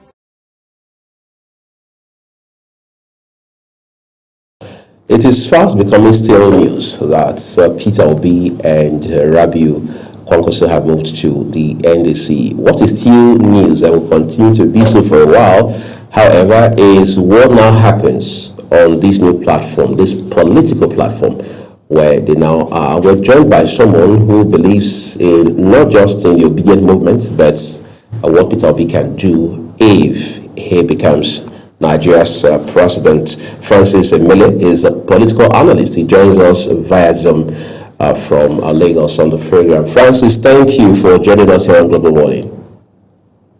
Thank you very much for having me around. First of all, with your principles hopping, again, nobody would have thought within this short time he would have shuttled two political parties, talking about the ADC and the NDC. Of course, he has come out very publicly to list out reasons he had to move across these parties, especially beginning from his days in ABGA. As it stands today, for example, what promise does the NDC hold for Peter Obi, regardless of who becomes his running mate in the final analysis? Okay, your voice is not very clear. I think what I just get is I got when you mentioned about the outreach that follows this changing from or switching from ADC to NDC. That's the best I got from their voice. So let me respond to add to that. The only thing I added to it was, what advantage, politically speaking, does the NDC hold for Peter Obi, irrespective of who becomes his running mate? Okay, the greatest advantage is that it presents some kind of assurance that they are going to contest for president. We are not even sure whether ADC, as it stands, because I know that the generality of the public is only concerned by with the power tussle, maybe, or the perceived power tussle between P2B and and Atiku in ADC. Many people are not even talking about the possibility of not having ADC at the poll. There is a possibility. We just saw the what happened last week, that indeed the Apex Court actually neutralized the judgment of the Federal High Court in Abuja that told them to go back to the status quo, which has been argument for some time now.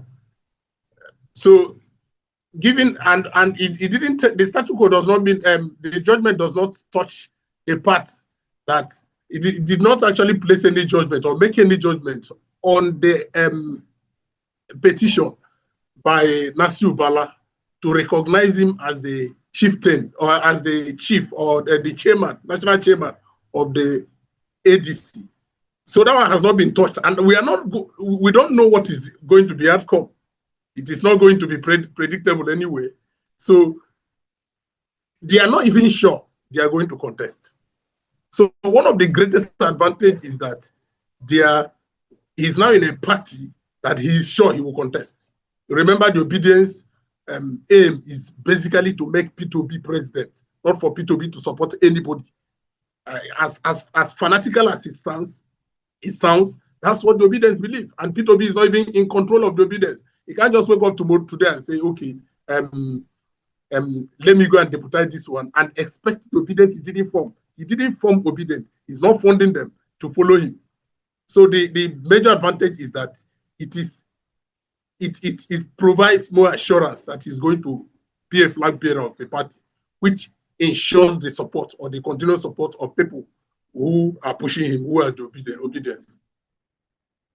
Priscilla jumps right into the conversation. It's a bit concerning, maybe I should say curious, that you have a base as strong, as vehement, as ferocious, I should say, at least online, as the obedient movement. Yet we keep hearing, just like we've heard from you now, that Mr. Peter Obi does not have control over them. Is that a new normal in our political space, or is this something we're supposed to be excited about? Not having, okay, let me illustrate this very well for you. That's what makes Mr. Peter Obi different from every other politician. He's not going to, the obedience is a movement. As far as we are concerned now, the only other movement we can talk about in a way is Kwankwaso movement. The other one that is no more is the Buharist. We all know that Buhari kept receiving the same measure of support from the Buharis for all the time he has contested, and we know that he was not funding them. You can't call what is happening in APC a movement. You can't call what is happening in Atiku Abubakar a movement. if anyone is not properly rewarded at a point, he tends to leave. Who is rewarding anybody in obedience? So it's a movement that is more rational than every other movement, because even P2B, if he steps wrongly for a minute, we roast him on Twitter, we roast him on Facebook, we roast him across social media. It's not as if whatever P2B does, we do. No. Whatever P2B does within the confines of what we want, making P2B president, we follow him. So that's why it is not even easy for P2B to just come up like this and say, I'm not contesting, I want to be a running mate to someone. It's not easy because the movement will not support him. They were already venting it everywhere, even when he was to align with ATC, telling him that it is you we want. Now, even if obedience will change maybe amend their position, it will have to be somebody who can be comparable to P2B, not somebody who is comparable to Tinubu that want to go. So that's the obedient movement. Because obedient movement is a movement you can't hold. You can't just go and say you arrested member of obedient. Who are you arrested? Do you have registrar? No. Does P2B even know many of them? No. The people that are even signing papers, obedient movement circulating, are mere figureheads. The generality of the voters, the supporters, the people that move, those people they call social media mobs. They've mocked us. Of course, you know, they are no more mocking the obedience because we've seen results. Those people they are calling social media mobs, and the many of them are not known. They are just everywhere. So that's what I'm trying to say about not being in control of P2B. It's not in their grip. You are not paying somebody. How are you going to be in control of him? It's beginning to, I don't know if I should say it's sounding scary, being that Peter Obi himself is not in control of this party. But one thing that keeps fascinating some Nigerians is why Peter Obi, like what is so special about Peter Obi? Why is there so much force from the obedient movement? Why do they keep saying if it's not Peter Obi, he cannot deputize or he cannot vice anyone? What is special about him, please? Let me start from your last comment that he cannot deputize, he cannot vice. No, it's not as if he cannot. He has done it before. I was also they also performed very well. He was once Atiku Abubakar's running mate in 2019. As at that time, the voice of the obedient movement was there, but very faint. It's not as loud as it is. It was just being pushed from the background. We still have old tweets of people who were really saying P2B is supposed to be the president as at that time. Since P2B was properly marketed by, we must give credit to the platform. You know, since P2B was properly marketed by the platform, remember then, there was no known ambition of P2B coming for presidency. In fact, we've not known him to have contested for senator as other governors normally do. We just know him as P2B.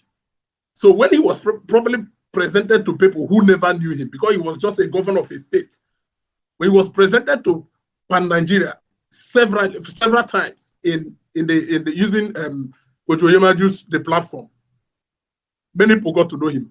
I have friends in UK and in the Western world who even said, "Who is this man? Can't he contest for president? Why always vice?" That's what was gathering more and more momentum over time until it formed what we now come to know as the obedience movement. Many people have laid claim of being the first person to call the obedience movement, using his name to coin it, but we don't know the actual. We know that the obedience movement is not something people gathered and made meeting and said this is what is going to be our name. Who are the people? There is nobody. So it just came like that, spontaneous. Begin from everywhere because people are hungry of leadership. We are looking for who to make president. We are looking for who to make president, who will actually perform. If all these abracadabra they are doing, somebody will come and say, "This one bought me from." We know that all those ones are washed. But the real person in Nigeria, currently in Nigeria now, would have a measurable population. I want him to be a president. Is Obi. The next one, probably Kwankwaso. The other ones are the ones that are paying people to make them president. So that's what makes Obi different. Then for performance, why people like him or have come to settle with P2B, many people have come to settle with him, is based on his performance. You know, amidst all this propaganda, you did nothing, you did school and the rest, we flash pictures, we show evidences, they are everywhere. Even Nation newspaper, that is the major propaganda television of APC of today, was named P2B the best working governor. In education, Anambra State, just like Abia State had picked up, I don't know whether they are pushing Abia State down now, became the best performing state in the basic general examinations like WAEC and NECO during P2B. It was work. The NDG best performing governor was given to P2B while he was a governor. P2B won awards.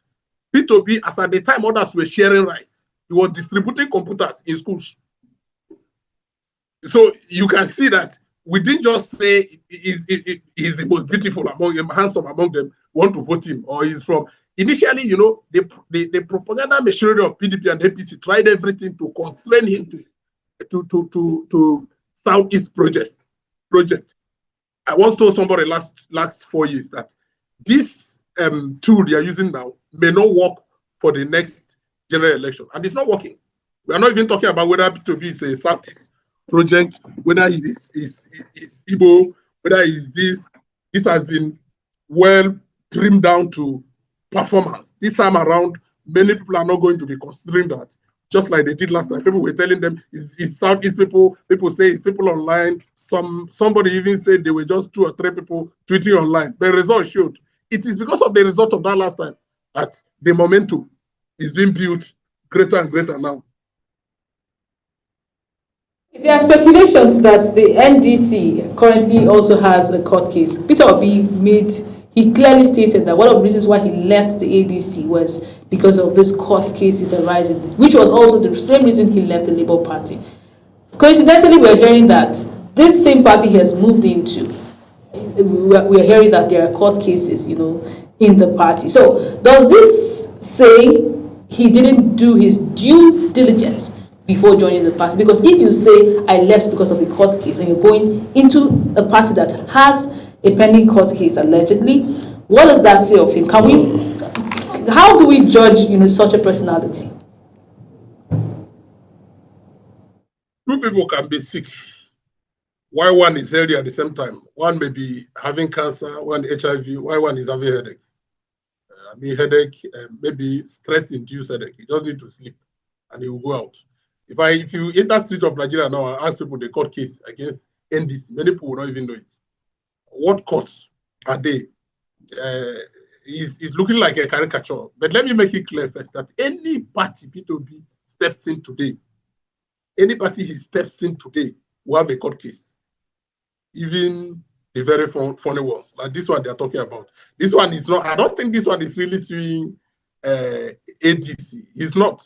He's saying that he's suing INEC. Because somebody was saying the registration process did not follow due process. Is inadvertently is actually suing INEC, not the party. It's not suing the party because it's like saying somebody committed examination malpractice and the university gave him certificate. It's the university you'll be suing, not the candidate who has gone with his this. So INEC will settle their own. So why they are court cases? They are court cases. We already know what is happening in Nafiu Bala is coming everywhere to make to give interview, grant interview on his annoyance with the leadership, David Mark-led leadership, that he's supposed to be the authentic, or he's actually correctly, according to him, the authentic leader of national leader of ADC. There is nothing like that in NDC. Somebody is only saying, I'm going to court, which, because INEC did not follow due process to register them. I don't even know what cause it's going to say. Nigerian judiciary is very unpredictable. It can also be a case, but you can't compare it with the other one. Then another one too is that the obedient movement, I mentioned it the other time, is after making P2B president. If you listen to the interview granted by the spokesperson, publicity secretary of the current ATC now, yesterday. He's a Atiku man. He said that what happened actually is that one of the major allegations is that, or one of the major revelation is that Peter Obi negotiation is ongoing since they know they are not going to do primary election. They are not going to do primary election. You know, it's no more by delegate. We know Atiku specializes in winning primary election by hook or by crook. So what they want to do now is a consensus technique. And this consensus, according to him, is already aligning with Atiku. What does it mean? Is it not to buy off people who are decision makers in the consensus? The consensus is not going to be the generality of everybody. It's just going to be selected people that will stamp it for him, and he will become this thing. And he has capacity of doing it. And we know that our own principle does not do cash and carry. We know the gift shishi is the principle. So because of it, it is better for us, the obedience movement, that he leaves the party that will force him to either pay or deputize. And we don't want to make him deputy. One may be asking. Go ahead, please. Okay. One may be asking too, why is it that we don't want him to be a deputy to someone? The thing is that we don't want a repeat of Professor Sibanjo's experience. We know how the vice president of Nigeria has been over the years. We don't want to go there and kill his political career. We want a place that will hold P2B responsible. We can't really hold vice president responsible in the current Nigerian constitution. That's why we want P2B. We want to see P2B, you are the one that is failing, so that we'll bash him. You are the one that is succeeding, so that we'll praise him. The whole time when your principal, I should call him that for want of better words, I mean your favorite would-be Nigerian president, Peter Obi, was in ADC. We saw many members of the ADC, including those from your movement, the Obedient Movement, saying that, look, INEC cannot be trusted, INEC is not credible, INEC does not have the capacity to conduct free, fair, and credible elections. Therefore, you even asked for the resignation of Professor Josh Amukwito, the chairman of the commission. Is that still your position today? That position has always been there. But you know that it's like saying, because I'm not going to court because I know that the court has failed to be last hope of a common man. We are still going to say, as long as we are going to be participating in the election, while we remain suspicious of INEC, it will only make us work harder. Because we know that the only thing that can make someone to win election today is when INEC's rigging capacity or the ruling party's rigging capacity is overwhelmed. It can actually be done. You can overwhelm the rigging because there's never come a point where they just wake up in a day and another result. There still have to be some election, some collation, and the rest of them. They still have to be checked. Even as the rigging happens, there are still areas they found it difficult to rig. If not, why didn't they rig Lagos? It was overwhelming. It was still rigged. We saw images, we saw videos of people writing results at the collation centers across Lagos. I'm talking about Lagos specifically. It was everywhere. But because it was overwhelming decision, it was the result probably might just be reduced, but it will not ultimately determine the winner, maybe the official winner by the INEC.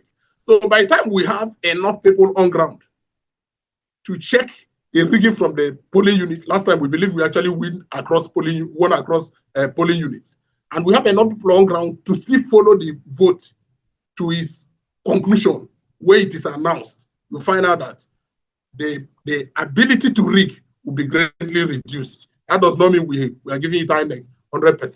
There has always been rigging, and there was also rigging even when Buhari became president. The Obedient Movement again.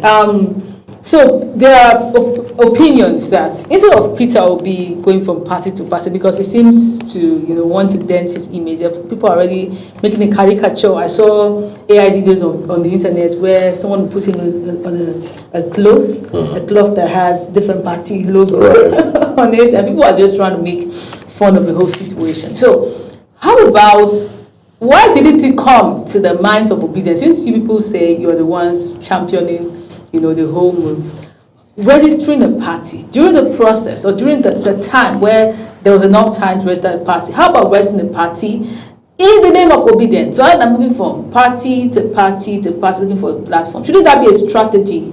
Let's say, just in case things doesn't work out the way it is planned. You judge position by context and by nuances. You also judge by season. As it stands now in Nigeria, it is not really about party. There is no party, one single party that have ideology. So that one apart. Now, in registering position, do you know that ADC, before they chose ADC, they actually applied for registration and INEC denied them? If it was a point, if it, apart from the fact that I told you initially that the obedient movement is amorphous, it's not really the way you are thinking. It's not a party. The same person that belongs to obedient movement will vote Peter Obi in Labour Party and vote another person in another party. So it is the obedient movement. It is not a party in itself. So I know it's going to be very difficult. Because who and who? You say coming together, who and who are going to come down together in a very amorphous situation? That's number one. Number two, assuming they want to register, it's going to be difficult the same way it was difficult for ADC to register a party. ADC wanted to register a new party before they now found this thing, a shelter in ADC. And INEC denied them. The same INEC we're talking about. So we're not even talking about that one. We want P2B to find a platform and we'll support him in that place. About switching party. It's funny. I think some years ago, somebody was trying to make mockery of a particular section of this country and said, I think it was the Southeast, that when they moved through the Senate president, they were all ganging up to impeach themselves. I started laughing. As at that time, what was what we knew is not what is happening now. Then there was still Senate, so the president will still be annoyed with the senators and still try to change Senate president because they are not agreeing on certain things. Today there is no more Senate. What we have is OAS member, children of. That's what we have now. So if anybody becomes Senate president, as long as you are agreeing everything they are saying, nobody makes an attempt to impeach you like Obasanjo was doing at that time, because they were even threatening. No, nobody can mention it. So situation has changed. So currently in Nigeria now, switching of party is not a sin. It's not ideology. And ideology is not built by one person for you to say it's not to be that, it's not building ideology. So that's exactly what is happening. It's for him to find a platform, we'll support him in the platform. It's not about he registered a party, he does others build a party, this and that in Nigeria. I don't want to go, I don't want to mention something, somebody will come and arrest me. He built a party, he built a party. How about the cost of building that party? How about the cost of building the party? How about the cost of doing everything, both evil and good, to make sure the party stands? We are not of that fold. Our own is that we need a man. Now, the obedient movement is not a party, and we don't have a party. We can support anybody from any party who pleases us. So we are not in a haste to have the idea of the obedient movement saying we know they give shishi, because I understand that's basically their mantra. Does that align with the political reality in a country like Nigeria, where electoral process comes with a lot of money? Add to that, yes, they say democracy is expensive. Is that not the obedient movement, and indeed Peter Obi himself shooting yourself in the leg? Your voice has been cutting intermittently. Can you please repeat yourself? I'm not getting you very well. Saying that your mantra, hopefully you can hear me this time, your mantra within the obedient movement is to say that, look, we made a decision, meaning that you don't believe in spending money or influencing votes monetarily, all right, using money. That's what I'm saying. But then when you look at that vis-a-vis the reality on the ground in Nigeria today, where money plays a very pivotal, fundamental role in our electioneering, is it not realistic to hold on very firmly to that sort of ideology? I'm very sorry, I will not be able to respond well. I did not get you. I wish Ms. Priscilla can repeat what you said. From your own angle, I'm really finding. So he's saying the Peter Obi movement, just as you said, has their ideology founded on the "we know they give shishi," and you also reiterated that here. Given the realities of our current political space, our electioneering and everything, that maybe one way or the other you just have to influence with money, maybe not direct vote buying, but I mean just have a way of influencing people, which is, I mean, the normal nature. I don't want to target normal though, but if you still hold on to such an ideology, wouldn't that be you, I mean the obedience movement, shooting itself on the leg? I don't know how many people you saw. You know, we were catching people on the internet last time, people buying votes and the rest. I don't know how many people you saw. Where we went to, apart from the rigging and every other intimidation, fighting across Nigeria, including Lagos. I don't know how many places you saw the obedience were offering people money to do. Now, I'm not going to paint the movement as one kind overly righteous people. One can also be so emotionally attached to winning that he would win us on his own. But it's not the policy. It's not the policy of the movement, because it's through volunteering that we are moving. And as a matter of fact, that's exactly why we are different. It's not a movement that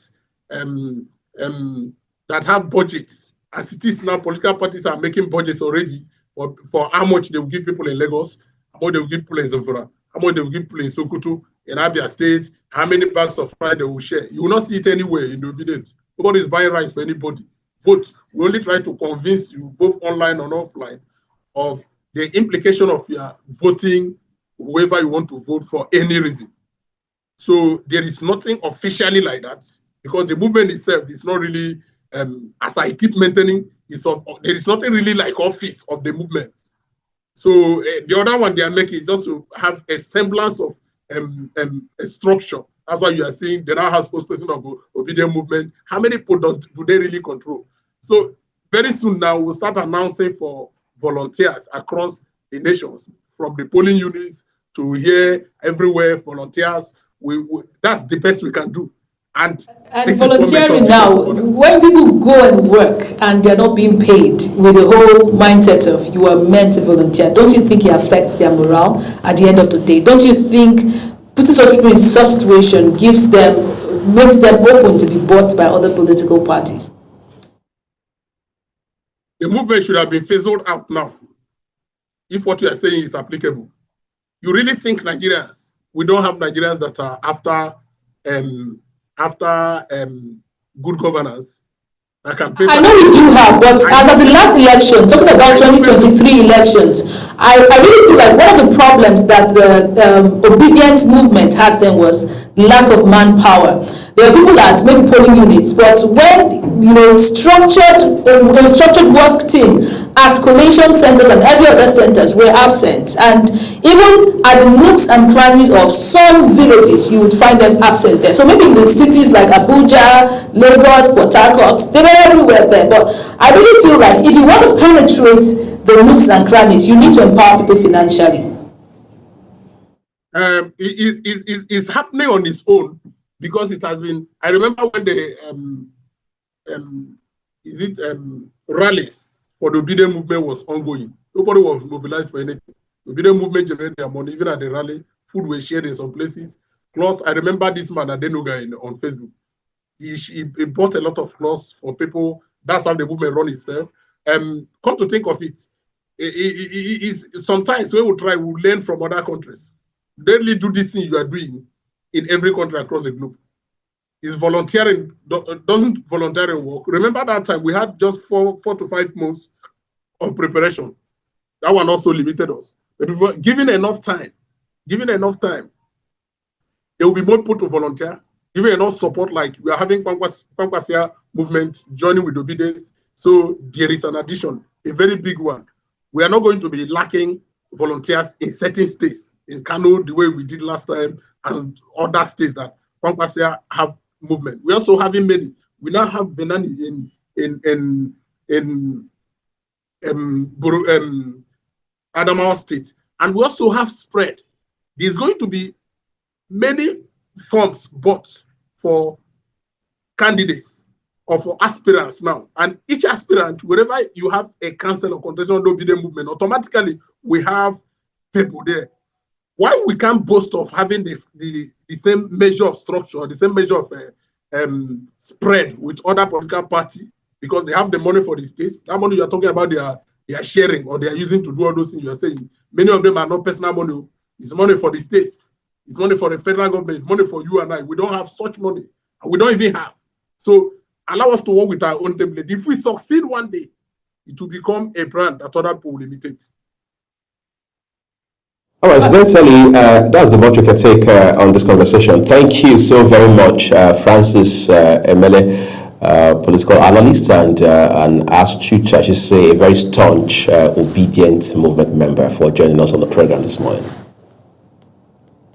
Thank you very much. Thank you very much. All right, we'll take a quick break now, everyone. When we return, to be time to turn to our second conversation, which comes a bit closer to home, especially as it has to do with happenings within the fold of the ruling All Progressives Congress. Do stay with us.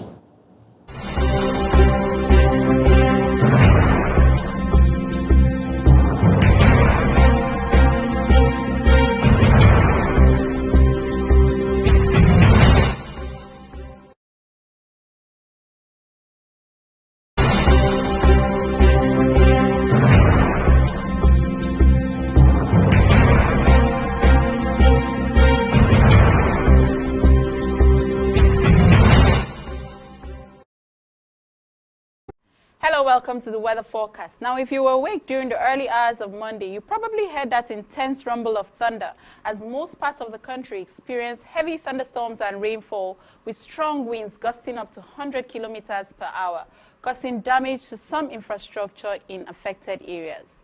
Now, let's talk about what to expect on Tuesday. Much more calmer morning in many areas, although parts of Adamawa, Taraba, Kaduna, the Federal Territory, Nasarawa, Plateau, Niger, Cross River and Akwa Ibom states will likely experience morning thunderstorms and rains, while slight dust haze is expected in parts of Borno and Yobe states.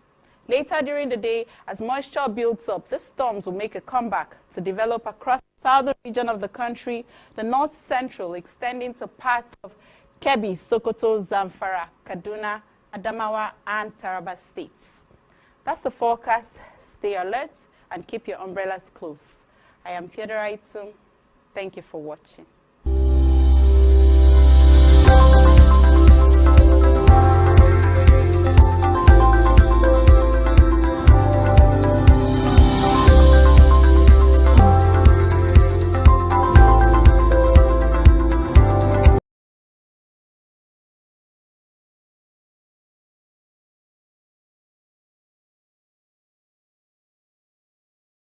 Up with Global Morning, your daily guide to what's happening and making the rounds. We delve into headlines, newspaper reviews, spot-on analysis, policies, current events, real talk, real issues that affect us all. From the latest trends to the debate, every topic, every angle, Global Morning is where it all starts.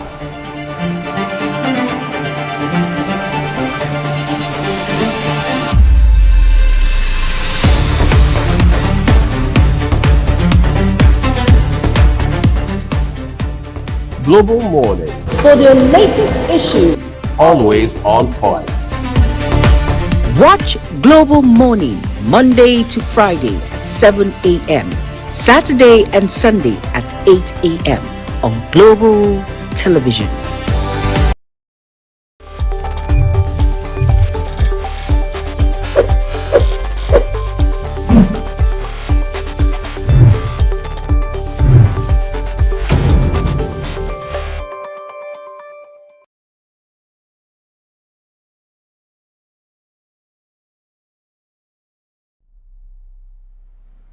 Our language, our vibrant culture and colorful tradition, our industrious and hospitable people, This is Nigeria, a nation that prides itself in abundant human and natural resources. From east to west, north to south, we sparkle, we shine, we have a common bond.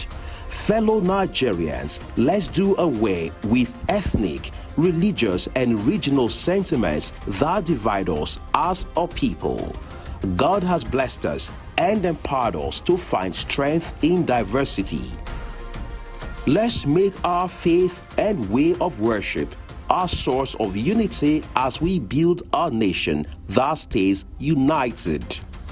Nigeria, together today, together always. This is a public announcement brought to you by Global Television.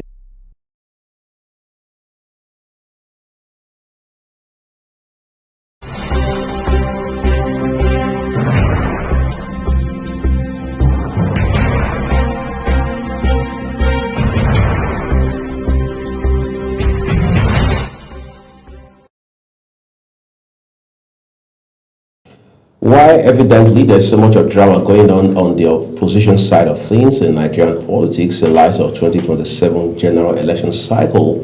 It appears there's, a bit of, if you like, melodrama happening within the APC, even though essentially the difference, many would argue, is that the ruling All Progressives Congress is not enmeshed in litigation like we've seen with political parties in the opposition cycle. However, what does it mean for the APC, especially now that nomination forms are being sold and you have members who say that the party is making it a bit difficult for members who are interested or are ambitious of standing for election to do so. Then, of course, you have the situation of the option of, well, should we go with direct primaries or should we stick with consensus? And add to that, situation where we also now understand governors have been given the latitude, or if you like, that sort of advantage position to decide who clenches what ticket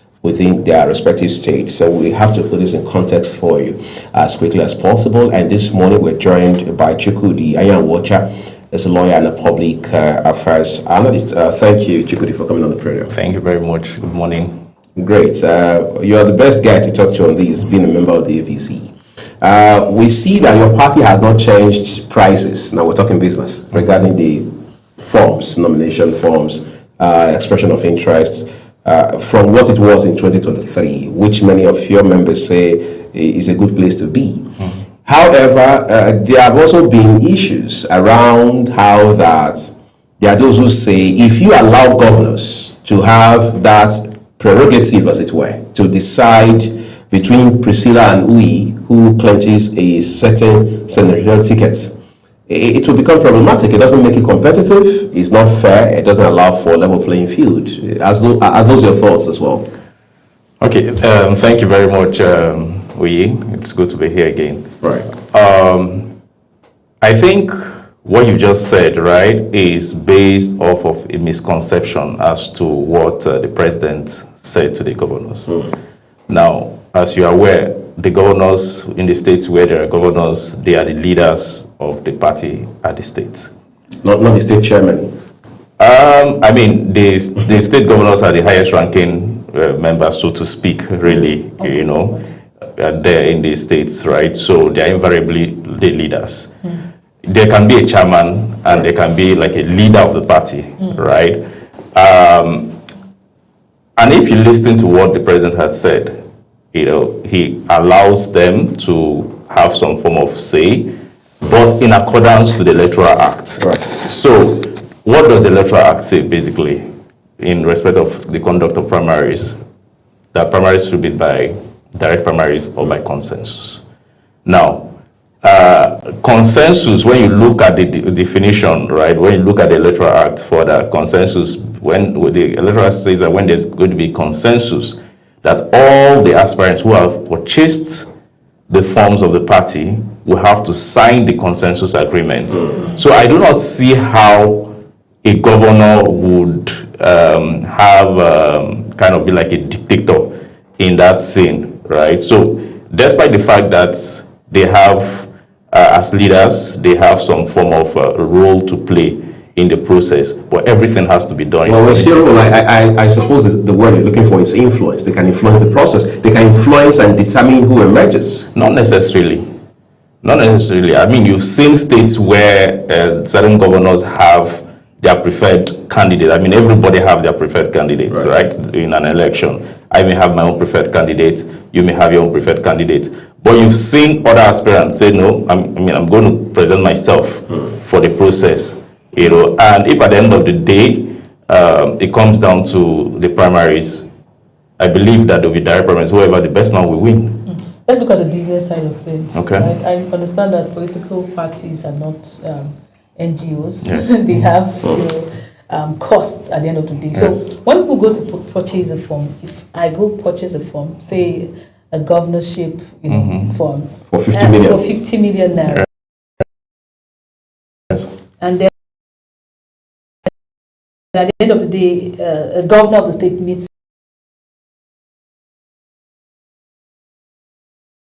me for a consensus. Am I going to be refunded, or is there going to be some compensation that is more than what I invested? I mean, I say it as an investment, right? That's a misconception. First of all, when you look at the price, like you've spoken to, and compared to other political parties, right, you will see that the difference isn't much. If you look at ADC, for example, the prices are exactly the same thing. And what our party has even done, to encourage people is that there's a 50% discount. And that applies to ADC too. ADC has, so the 50% discount in APC applies across board, women, men, youths, and yes. And it's the same way. In the ADC, there's a 50% discount for youths, but there's a 25% discount for women and people with disabilities. So you see that at the end of the day, the APC form for the ordinary man is actually more affordable. Now, to your question as to what happens, right? So, I mean, when you are presented, I don't know what happens at the back because I'm not involved in that process. But what I would say is that when you present yourself, you purchase a form to participate at an election, right? And the Electoral Act says it has to be by direct primary or consensus. Now, don't forget that consensus means that I agree to withdraw from this, right? Voluntarily, and I agree for this person to be the candidate. That is what consensus is. Is that the case in Nigeria? That is the dictionary meaning of consensus. But we have seen cases in Nigeria where someone is asked to step down and for the purpose of being compensated. Most of the times, I really think that's the good thing with the Electoral Act today is that the Electoral Act expressly spells out what consensus is. And it states, like I mentioned previously, that you have to, all the persons who purchase, not just somebody coming out to say, oh, I'm contesting for election of an aspirant, but the fact that you actually purchase the form, right, to participate at that election, you have to sign that you agree to that consensus agreement. I think Priscilla's question is the issue of compliance. It's not so much about what the Electoral Act provides for, as it is about whether politicians, you guys who are in these parties, will comply, because it's always been about compliance. And politicians can be very mischievous, even with the law, in the eye of the law. So that's the concern. What are the chances that, whether it's your party or any other party for that matter, will comply with all of these provisions? We're already seeing, I'll give an example, just so again we create more perspective. There's a gentleman who is supposed to join us on the program, a member of your party. He says, look, there's no fairness in this whole process. I'm not going to talk about anything regarding the APC until after the primaries. And he's not the only one. I spoke with him before I got on the phone with you yesterday, for example. So when you have people like that, I mean, with a little I know about him, he's a staunch member of your party. So when you have those instances, are they not apparently indicative of the trouble already brewing in your party on account of these buy-form and not buy-form issues? So, I mean, there's, for every political party, right, there's a process for dispute resolution. Right.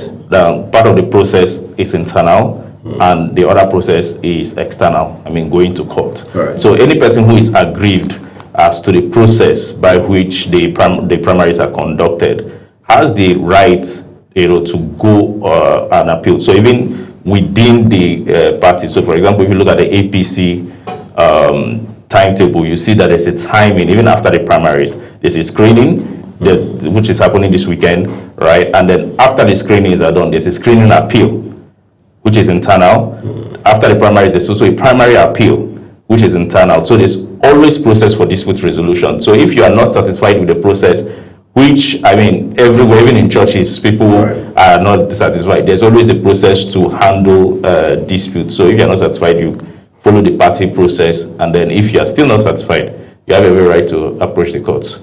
So you mentioned that a 50% discount has been given to youth and women. And people living with disabilities. People living with disabilities. Now, is this just on paper? Can I, as a woman in the APC, decide to purchase right now the presidential form? Yes, you can. I know people who have purchased from, maybe not for the presidency. Has anyone purchased the presidential form? Yes. Yes. In the APC? Yes.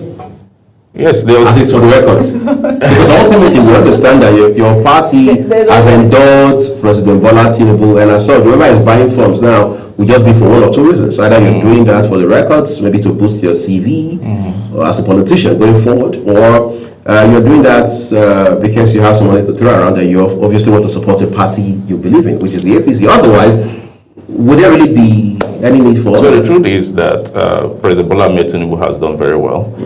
And if anybody, no, but that's the fact. It's his opinion. If anybody feels that they can challenge him, right? Like somebody has already picked the form.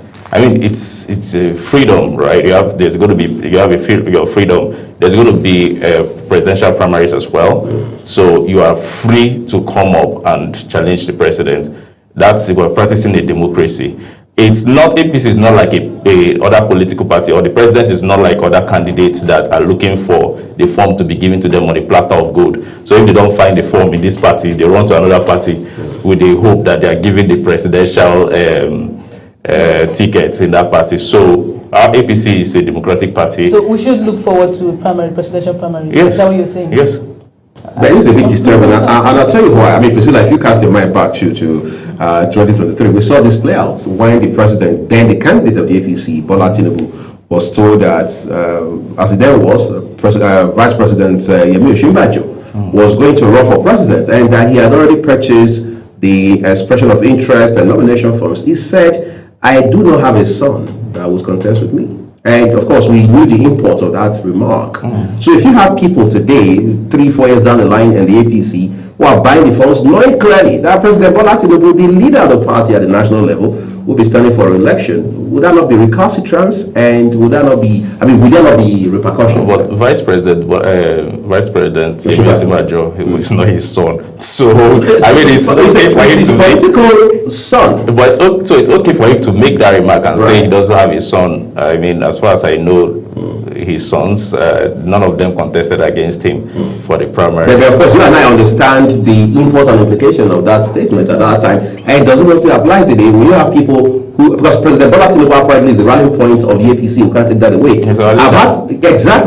You say that with so much of pride. Yes. I've had to ask many members of the party on this platform, what happens beyond the president? That's how central, it's the front and center of your party. So for a man like that to be standing for re-election, will anybody throwing their hat in the ring for the presidency not be putting their, it's like, as they say, you're putting water in a basket? So, like I said earlier, right, I believe he has done very well. Yes. And if I were to vote at the primaries, I would vote for him.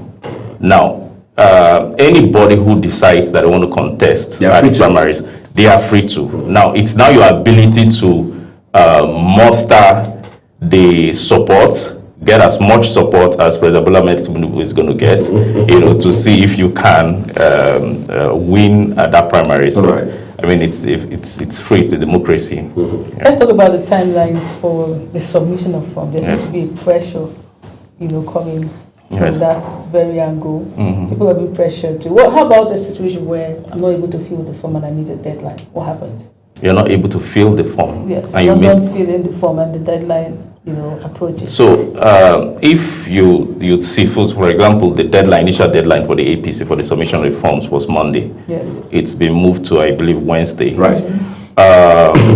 now the thing is that even the political parties are time constrained because of the Electoral Act.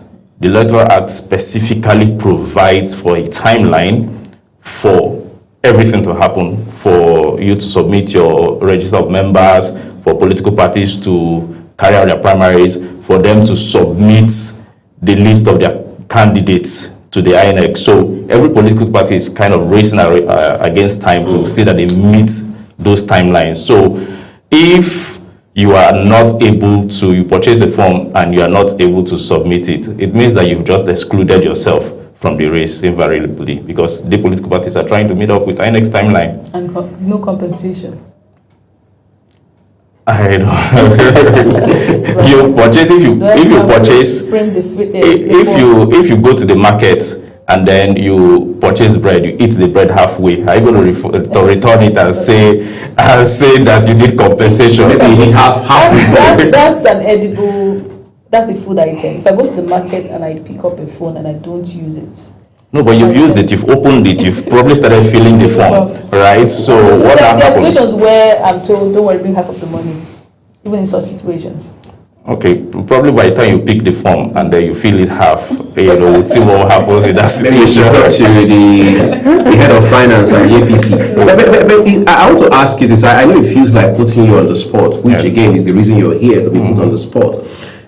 Do you think, from what you know today, this is not speculation, from what you know, that there are people who are aggrieved by this ongoing process of purchase of forms in your party, for whatever reason that is? So, I've not met them. But I believe that, I've not heard it either, but I believe, but I believe that for every process, right, for every process anywhere in the world or in any establishment, there will be definitely people who will be aggrieved. So as to what their grievances are, I don't know. So if you have specifics as to those grievances, you can ask me about them and maybe I'll be able to answer. Let's talk about opposition for a second. Okay. Opposition is brewing. Okay. We have the likes of the OK movement. Okay. Does that shake the APC in any way? When, I don't know if I mentioned it last time I came here, probably I didn't. I believed strongly that P2B wasn't going to stay in ADC. I believe because he already has a penchant for, jumping around, right, around political parties. Sorry, I'm not done. Okay. You mentioned him, so that's why I'm responding about him, right? And I was listening to an interview some few days ago. I think it was yesterday or 2 days ago. I'm not sure, where he was saying that every party had left. It was because there were quarrels and everything, and yeah, he had the post on that on X. Yes, and then I also listened to Dati Baba Ahmed, and he said it very clearly, right? If you're a leader and you say that everywhere you are going, you are leaving a political party because they are quarrel. When you become president of Nigeria, when there's a quarrel, are you going to leave Nigeria? Do you understand? So Dati Baba Ahmed has moved to understand to the PRP now.